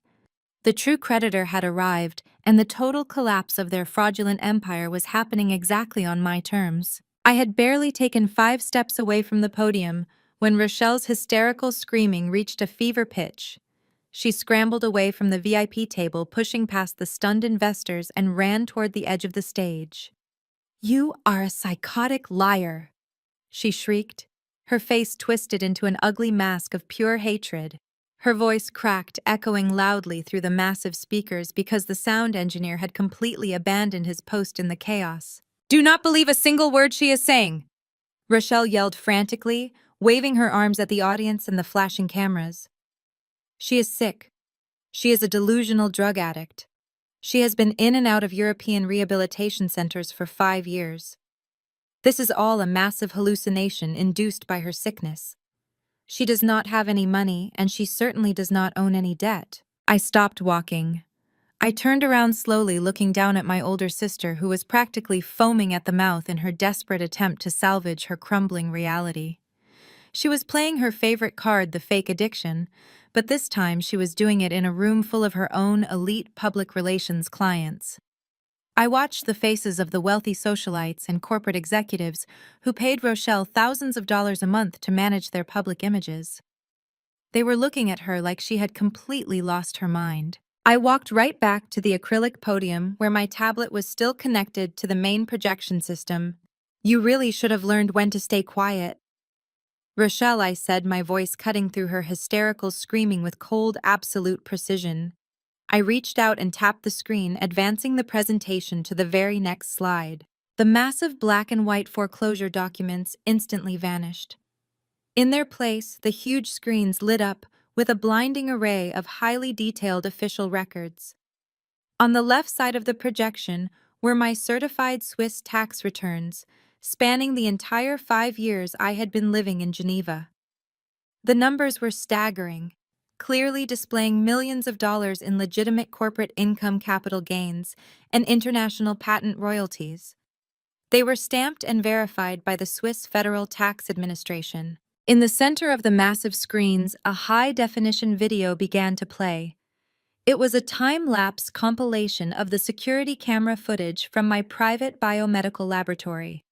The audience watched in complete silence as the footage showed me arriving at the lab before sunrise and leaving long after midnight, day after day, year after year. The timestamp in the corner of the video proved the relentless, grueling 16-hour shifts I had worked to build my empire. There were no glamorous parties, no wild nights, and absolutely no drug-fueled benders. There was only a black woman in a white coat pouring her entire soul into her scientific research. And on the right side of the screen were my comprehensive medical records. They were signed by some of the most respected physicians in Europe. They detailed my perfect physical health, my clean blood panels, and the complete and total absence of any addictive substances in my system.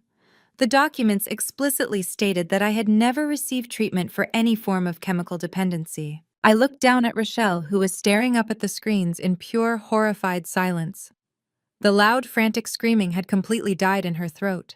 Her jaw hung open and her perfectly applied makeup was now streaked with genuine tears of terror. For 5 years, my sister has told everyone in our family and our community that I was a hopeless addict. I announced to the ballroom, my voice echoing off the high ceilings. She used that horrible lie to elevate her own status. She used my supposed brokenness to make herself look like a tragic, long-suffering hero to her friends and her clients. I paused, letting the heavy weight of my words settle over the stunned crowd. But the truth is much simpler and much darker. I continued, making sure the press pool captured every single syllable.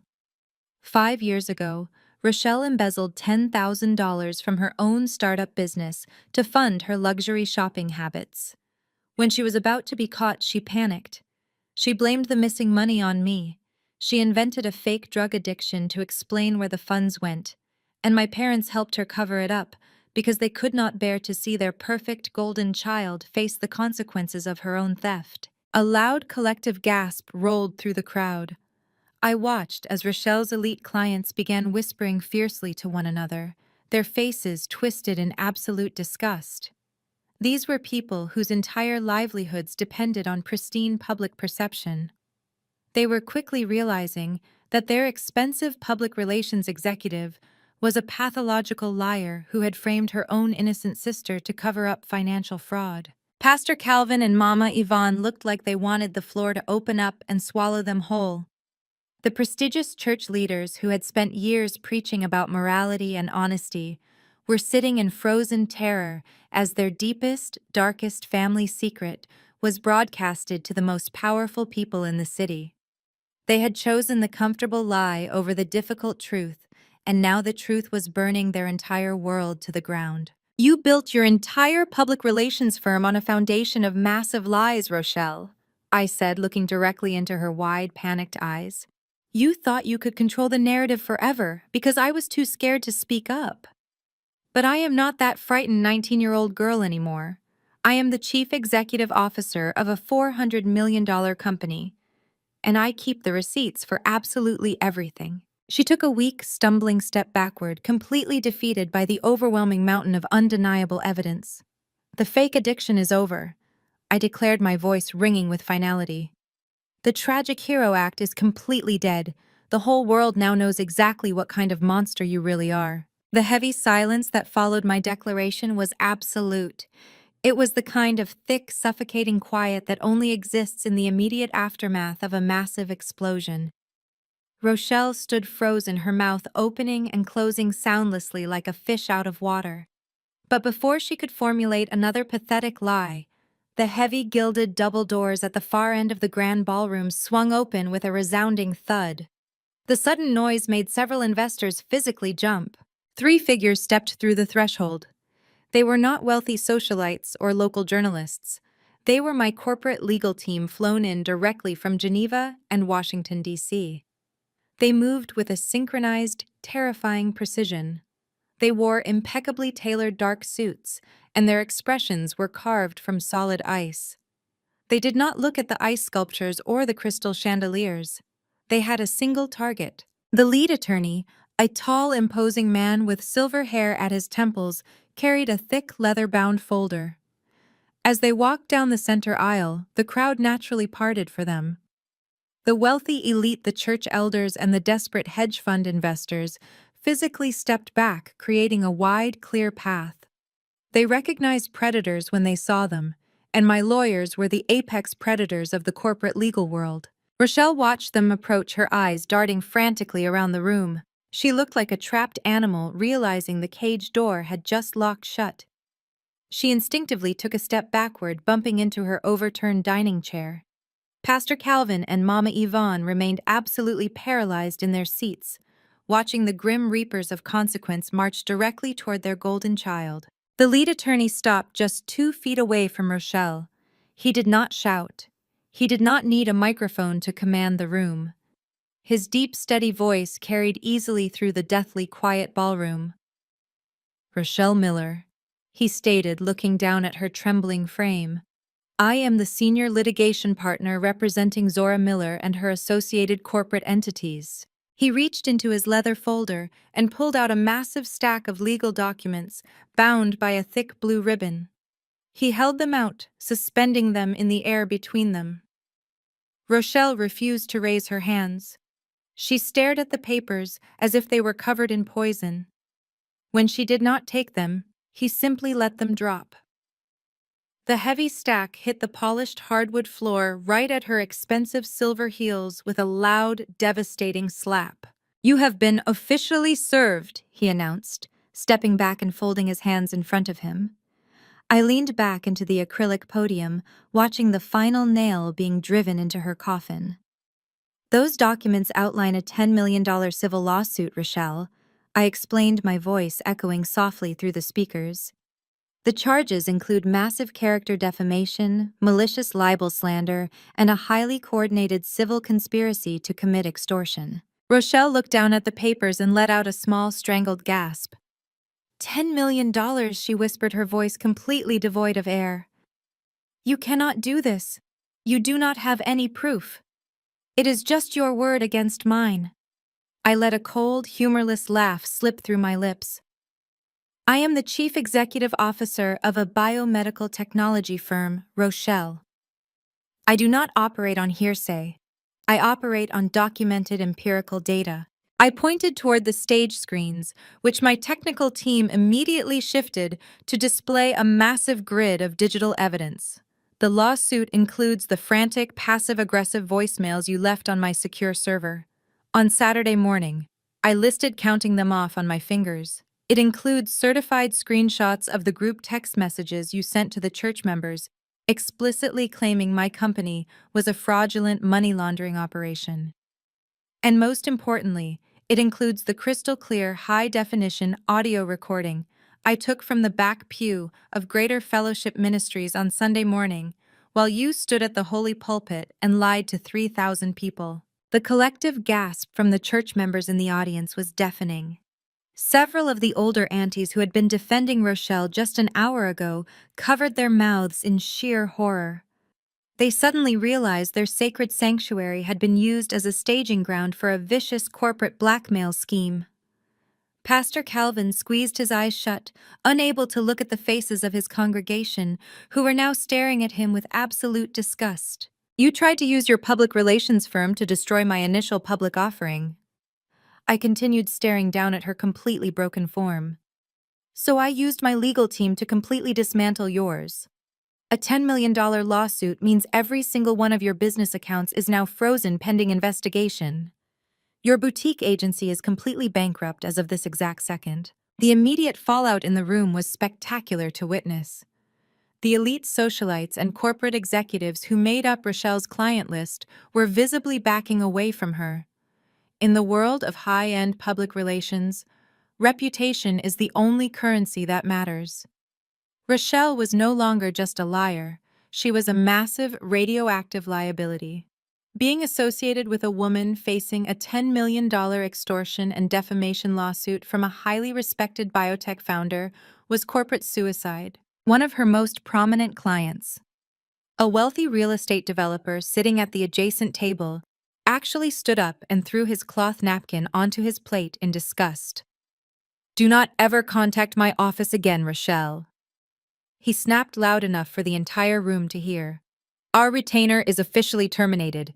You are a complete disgrace." Two other clients immediately followed suit, muttering angrily as they grabbed their coats and headed for the exits, wanting to distance themselves from the blast zone before the journalists started asking them questions. Rochelle's life work. Her pristine image, her carefully curated network of elite contacts evaporated into thin air in less than 60 seconds. The firm she had built using stolen money and fake prestige was completely eradicated. Rochelle dropped to her knees, the shimmering silver fabric of her dress pooling around her on the hardwood floor. She reached out with trembling hands, picking up the massive stack of legal documents. She stared at the bold black lettering, her eyes wide and completely vacant. The delusion had finally shattered, leaving nothing but the brutal, crushing reality of total ruin. She looked up at our parents, begging them silently to intervene to fix it, to yell at me like they always did. But Pastor Calvin and Mama Yvonne just stared blankly ahead. Their golden child was dead. Their perfect son-in-law was a federal criminal facing prison time.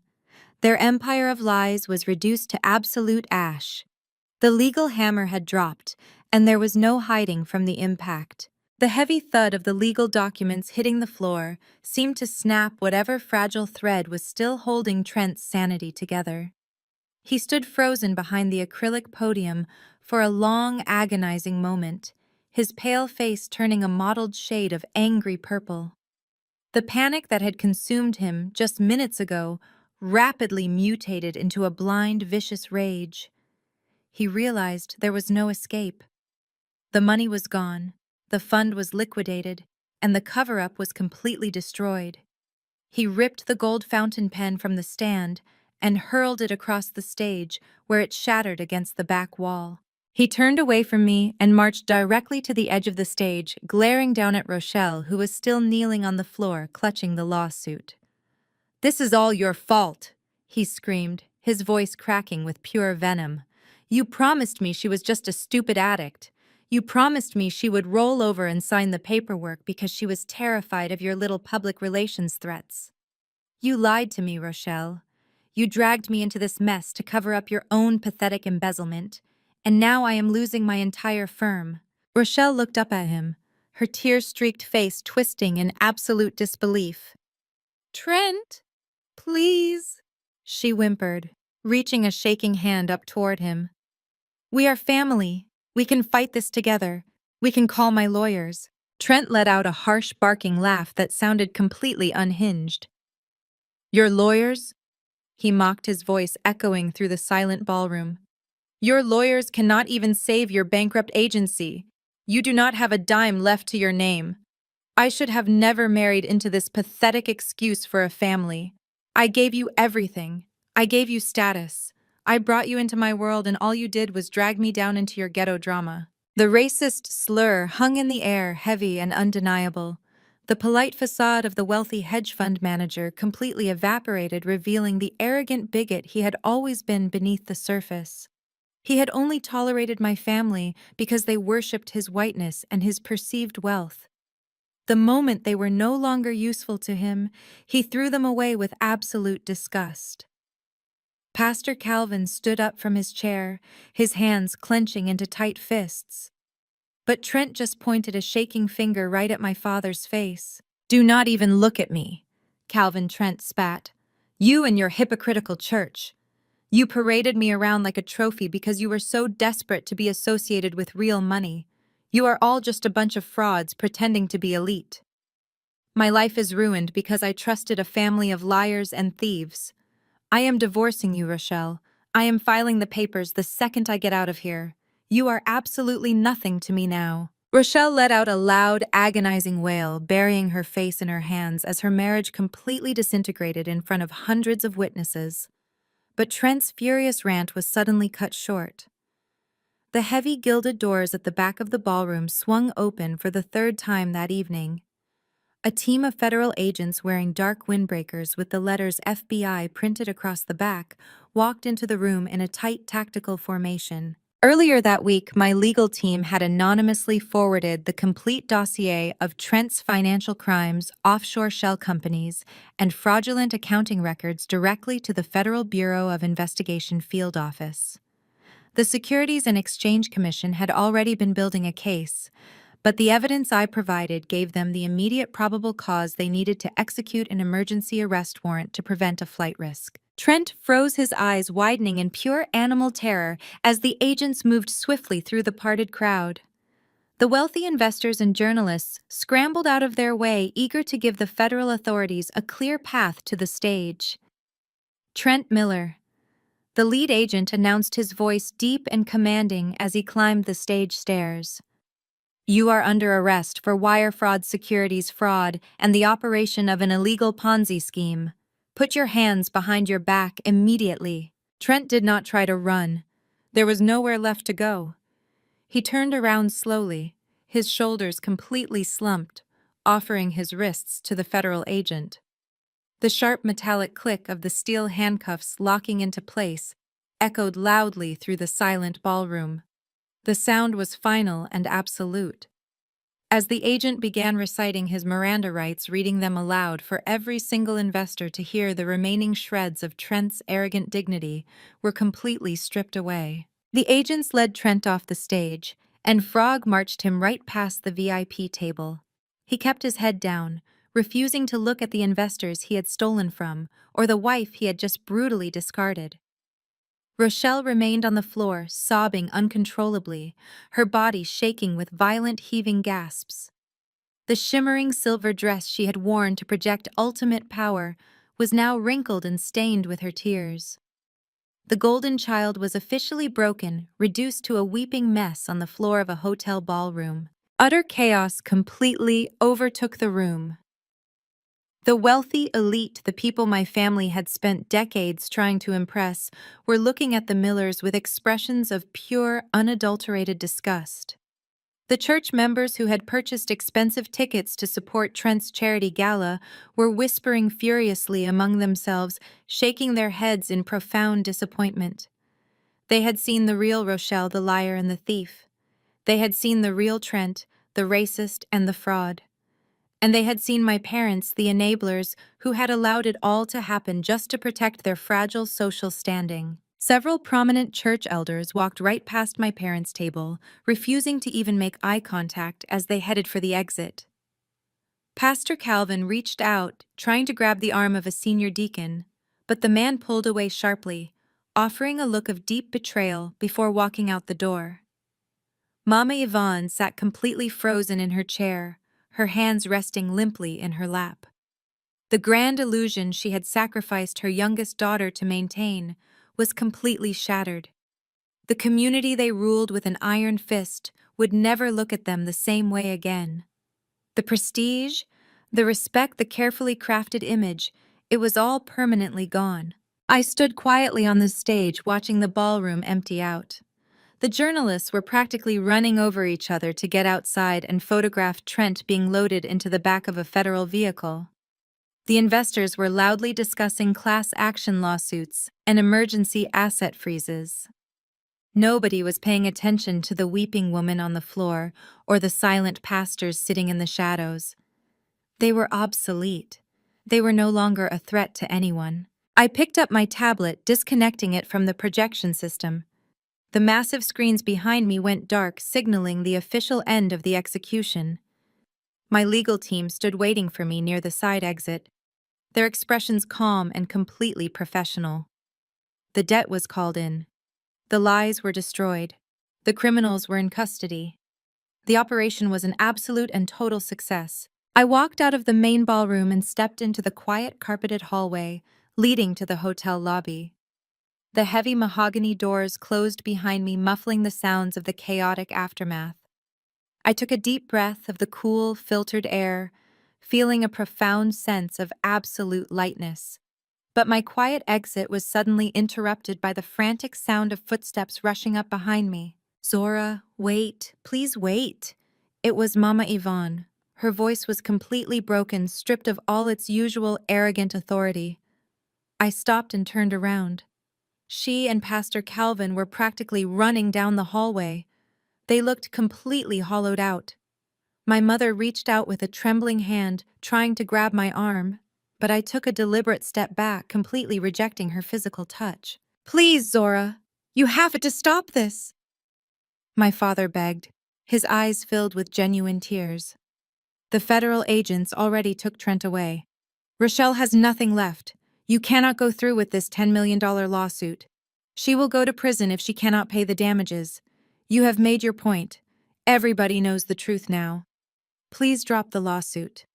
Blood is thicker than water, Zora. She is your flesh and blood sister." I stared at the two of them, letting their pathetic, desperate words hang in the empty hallway. Blood is thicker than water.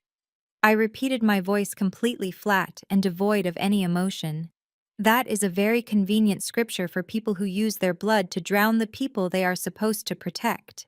"You think I am doing this just because she insulted me tonight?" I asked, taking a step closer to them, forcing them to look directly into my eyes. "I am doing this because of what happened 5 years ago. And I am not just holding her accountable. I am holding both of you accountable too." They both flinched, as if I had physically slapped them. "I know exactly what happened with that missing $10,000. I said, my voice dropping to a low, lethal whisper. "I know Rochelle stole it to pay off her credit cards. And more importantly, I know that both of you saw the bank statements. You knew she was a thief. But instead of holding your perfect golden child accountable, you decided to serve me up as a sacrificial lamb. You watched her point her finger at me and call me a drug addict. You watched the entire church congregation look at me with pity and disgust. You let Trent treat me like trash. You actively participated in the destruction of my character because it was easier to have a broken, addicted youngest daughter than a thieving, fraudulent oldest daughter. You chose your social standing over my actual life." Mama Yvonne let out a loud, tragic sob, covering her face with both hands. Pastor Calvin looked down at the floor, completely unable to meet my gaze. The righteous holy man had absolutely nothing left to preach. "You do not get to invoke family loyalty." Now I told them, the finality ringing clear in every single syllable. "Family loyalty died the day you let her label me an addict while I sat in my room crying and begging you to believe me. You are not my parents anymore. You are just the people who happen to live in the house where I used to sleep. Do not ever try to contact me again." I turned around and walked down the long hallway, pushing through the revolving glass doors and stepping out into the cool, crisp night air. A sleek black town car was already waiting for me at the curb. I slid into the plush leather back seat and told the driver to take me directly to the airport. I had a flight to catch and an empire to run. Fast forward 6 months later. The bright, warm air in Silicon Valley was a beautiful change from the bitter cold of that Maryland winter. I stood on the balcony of the NASDAQ exchange building, listening to the massive roar of the trading floor below me. My initial public offering was a staggering, historic success.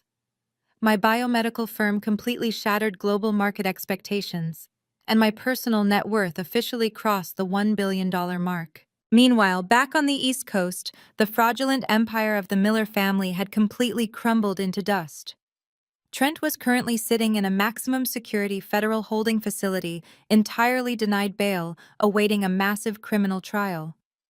He was looking at a minimum of 20 years in federal prison for orchestrating one of the largest financial Ponzi schemes in state history. Rochelle was completely bankrupt. The civil lawsuit had effortlessly liquidated her firm and seized all of her personal assets to pay the massive damages. She was forced to move back into the dark, unfinished basement of our parents' sprawling colonial home. She had no clients, no friends, and absolutely no future in public relations. The high society elite she loved so much treated her like a highly contagious disease, completely scrubbing her existence from their social circles. And the mighty Pastor Calvin and Mama Yvonne were officially ousted from their holy thrones. The Board of Elders at Greater Fellowship Ministries held an emergency vote, and forced my father to resign in absolute public disgrace. The congregation could not tolerate a spiritual leader who had actively covered up massive financial crimes and lied directly from the sacred pulpit. They were now complete social pariahs, trapped in a massive empty house they could barely afford to maintain. Sitting in my new coroner office overlooking the beautiful California coastline, I finally understood the true meaning of peace. For so many years, I thought peace meant keeping my head down and surviving their toxic abuse. I thought it meant being the bigger person and simply walking away in silence. But true peace requires absolute boundaries. It requires you to stand up in the bright light of the truth and let the people who abused you burn in the fires of their own making. You do not owe your loyalty to people who demand your destruction. You do not owe your silence to people who actively lie about your character. Sometimes the only way to heal from the deep wounds inflicted by your own family is to completely amputate the infected limb and learn how to walk on your own. Have you ever had to walk away from a highly toxic family dynamic to save your own sanity and build your own life? How did you find the courage to finally set those absolute, unbreakable boundaries? I would absolutely love to hear your personal stories and experiences in the comments below. If my journey resonated with you, please hit the like button and subscribe to the channel for more stories about resilience, truth, and finding your own incredible power. Thank you so much for joining me today. And remember that the family you build from a place of mutual respect is always stronger than the family you were born into by mere accident.